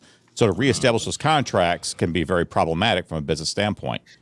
So it just doesn't happen. Yeah. So two things related, right? If they had said there was going to be season 2, it wouldn't have come out until 2027 at the earliest at this point. Acolyte didn't have the staying power to last between now and 2027 for season 2, number 1. And number 2, this is the only series that has been officially canceled. Right? I we saw never that. got a word on Kenobi, Johnson's Boba Fett, trilogy, any of the rest of it. Now we heard, and then people was like, well, Lucasfilm, the guy who writes for IO9, Gizmodo, he called Lucasfilm. He called Lucasfilm and said, will you confirm? Are you moving forward with the Acolyte? And they said, we are not moving forward. It canceled. Yeah. It's a very different time. They we're never entering take the now. L, and they did. Yeah. Yep. They can't afford it. They're putting all their money into Marvel. Right? Yeah. They're putting all their money into Marvel and into making sure the next theatrical something for Star Wars doesn't flop. Mark me. Good And luck. no reason to string people along on the Acolyte. You know, The Last Jedi did not help Solo. Not a bit. No. Nope, not at all. And we're at our all-time low point in Star Wars right now. Oh yeah. Yeah. Oh yeah. This movie better be a legit banger. Yeah. Good luck. SWA member for 4 months. The power of fandom, force versus the power of many. Money. Yeah, it didn't work out in their favor. And also, I know this rumor is wandering around now too, and I think it's true. I think the High Republic is done as well. Right? Yeah. The High Republic has not been successful. This was They what won. was gonna make the High Republic mainstream, and it Yep. failed. Those books are gonna end. The comics, it's over. So Yeah. if they pull the High Republic, do they pull the Acolyte from Disney Plus? Do they Willow this thing? I don't see how they couldn't. think so. The critic and the audience score for Willow was better than the Acolyte. I think they have to leave this, right? They won't. They will never pull it. They have to leave this, even if they choose not to continue with the High Republic in a huge way. It's still a part. It's still a part of the timeline now. They can't. They do a lot of. What does it really stupid add things. to think about? Like, what does this really add to the timeline? Like, if they just said, you know what, High Republic, we're done. We're not going to make any more. This is part of the High Republic. We're not going. Does it really affect the time? It doesn't. No. They could easily not at just all. take this and just poof, and it's gone. But they spent could. $4 billion on this, not Willow. Well, they only spent 180 million on the Acolyte. Well, he means Fran. He means the Fran. They spent 150 million on Willow, and they got rid of Willow. Oh, I'm talking You know, about what they got spent. all of Lucasfilm. They got all of Lucasfilm. Well, for that poor Billy. But also, Yeah, but they didn't. Look, they had spent. I know what you're $4 saying. I billion. know what you're saying. Yeah. I don't disagree with you, but I'm curious as would this what value is this to just keep it hanging around on Disney Plus? Like, what is this? Gonna I really think do for it? removing They the could use this as Acolyte- the tax write off. Removing from the Acolyte from the Disney Plus app, in their minds, will damage the brand further. I don't think they'll even care if you watch it or not. It ain't going nowhere. I think it's going to get removed. I do too. I don't think so. I'll tell you what. Knee I'll buy pain, y'all. you're the I'll buy tiebreaker, y'all's sir. Airbnb. What do you got? Knee pain's the tiebreaker. I tell you what, that being the first Star Wars show to get removed would be.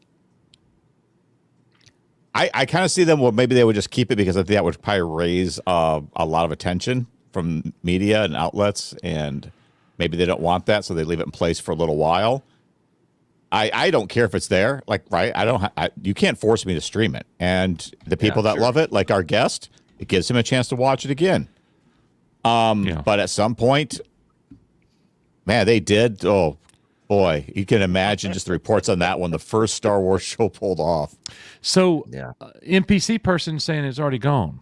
Nah, it's still there. Okay. Yeah. And remember, the Willow got removed because there was some residuals. For all we know, it was because they chose to bring in the stupid real music, right? And they had to pay all these royalties to use that real music in the Willow credit. Good point. I didn't even think about that. You know what I mean? There was something very specific about Willow that they were very cagey about, and they're like, "Well, we're going to take this down, otherwise we're going to keep sending bad money after bad money." They're bigots. They don't like little people. What about the Power of Many song? Was that written by Disney? Are they going to have to pay royalties to? I hope not. So I don't think they're in the same circumstance, but I would be really, really surprised if they take the Acolyte off. Yeah. Okay. I mean, they left on all the little animated shows and everything. And could those possibly getting more viewers than Acolyte, even in general? A lot of kids don't go back and watch shows, honestly, and those are kid shows. Yeah, and I think they would get some rewatch out of Acolyte by the fans that are there. Yep, Coach. Well, since you've been at school, have you heard kids coming in, saying, "Oh man, did you watch the Acolyte, Coach? It was so good." It's our favorite show. I actually have. Really? Psych. Oh, I was going to say. And the coach was like, detention. Yeah, right. Get your ass out of my room. He was like, not in my classroom, not today. Yeah, no curse words. It's like Acolyte is a curse word in this classroom. The moment somebody asks me about Star Wars now, it's like I'm defending the Star Wars I love and making it known I'm not a Disney Star Wars fan. Yeah, yeah. Like it's my immediate go-to. Yep.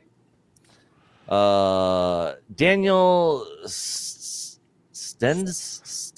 I think, yeah. Member for 4 months. Have you seen Star Wars Darth Plagueis Episode 1 from Everest Productions? Graphics like PS2, but the dialogue is as heavy as the future Death Star. I have not seen that. Have any of you? So this is Lord Crit. He's been around, and hey bro, what's up? He took no. This is Lord Crit is Everest Productions.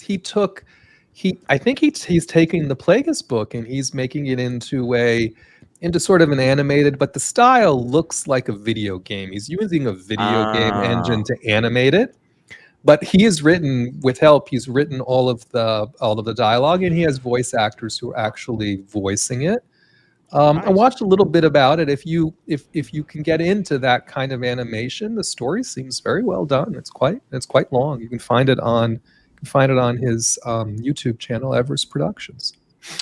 Awesome. He does good stuff. Yeah. Yeah, he really does. And that is the last one, guys. That's the last one of the night. Hey, this was a great show. This was a great show. Good show. Yeah. I'm glad Knee Pain was able to join us. We've been missing you, brother. Yeah, good to be back. Yeah. What did I tell you this morning about 5:00 a.m.? About Knee Pain? Oh, Coach was like, we haven't had Knee Pain in a while. Like, let's get him on. I was like, dude, shoot a message. And then I never sat down or had a break for 14 hours. Yeah.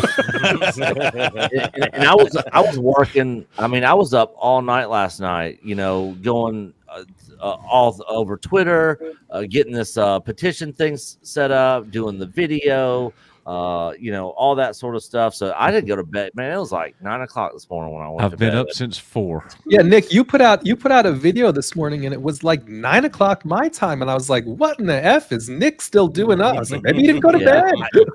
I'm up all night, man. You released that video too early, homeboy.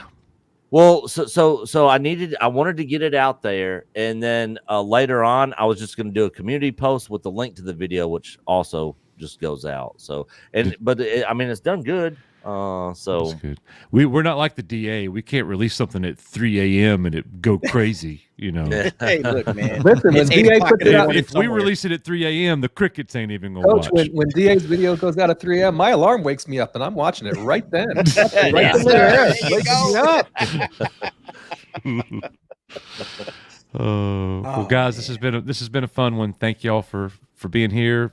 Chat, thank you so much for being here, and everybody who super chatted, and our special guest that came in. We appreciate him as well. That was fun. Good on him to come in and speak his mind and tell us, and it was a good conversation. Yeah, totally agree. Yep, absolutely. So- Nothing but respect. Good job, Nick, for getting that done. And DA, tell everybody what you got going on soon, or coming up, and Yeah, you're going to I'll be Icon. I'll be back at the DA's office. I've been out the last couple of weekends, so we will have a DA's office this Saturday, 8 p.m. Eastern, 5 p.m. Pacific. So make sure you guys join us.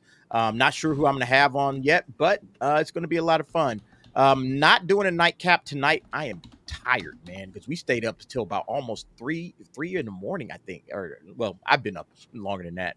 But yeah, so I'm gonna get some rest. I'm really exhausted. Might drop one video before I go to bed. But then yeah, after that, look for some more videos tomorrow, and then Saturday, definitely hang out with us at the DA's office. I'm sure we're gonna have a lot to talk about, especially when it comes to the Acolyte and the cancellation. Should be fun. Awesome. Knee pain. What's up? what's going on in your world? You've been brother? rolling out some good videos. Yeah. I've been rolling. I'm back to They're being all knee pain. I'm kinds doing of the stuff. most. I'm like, I know. wait, I am this back one's to about being a me. microphone.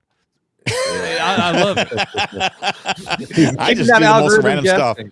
I do. I'm the most confusing content creator on here. I don't care. I just have fun doing this. I put out 4 videos today. None of them are related. It's a blast. Algorithm. Who is this guy? What is he doing? Okay. Well, as soon as the Acolyte ended, people thought me and Nick were dead. Yeah. 42. Where'd they go? 42 Where'd they go? 42 people said bicycle. Bicycle. That's right. Yeah. All right, guys. Well, that's going to do it for us. We'll go ahead and hit the exit. So thank you all. And we're going to go ahead and play this very special exit video for all of you. In remembrance, rest in peace, Leslie Headland and the Acolyte. Carol. You do not yet realize your importance. You have only begun to discover your power. Join me, and I will complete your training. I'll never join you! If you only knew the power of one, the power of two, the power of many. No! Now, ascend, my son.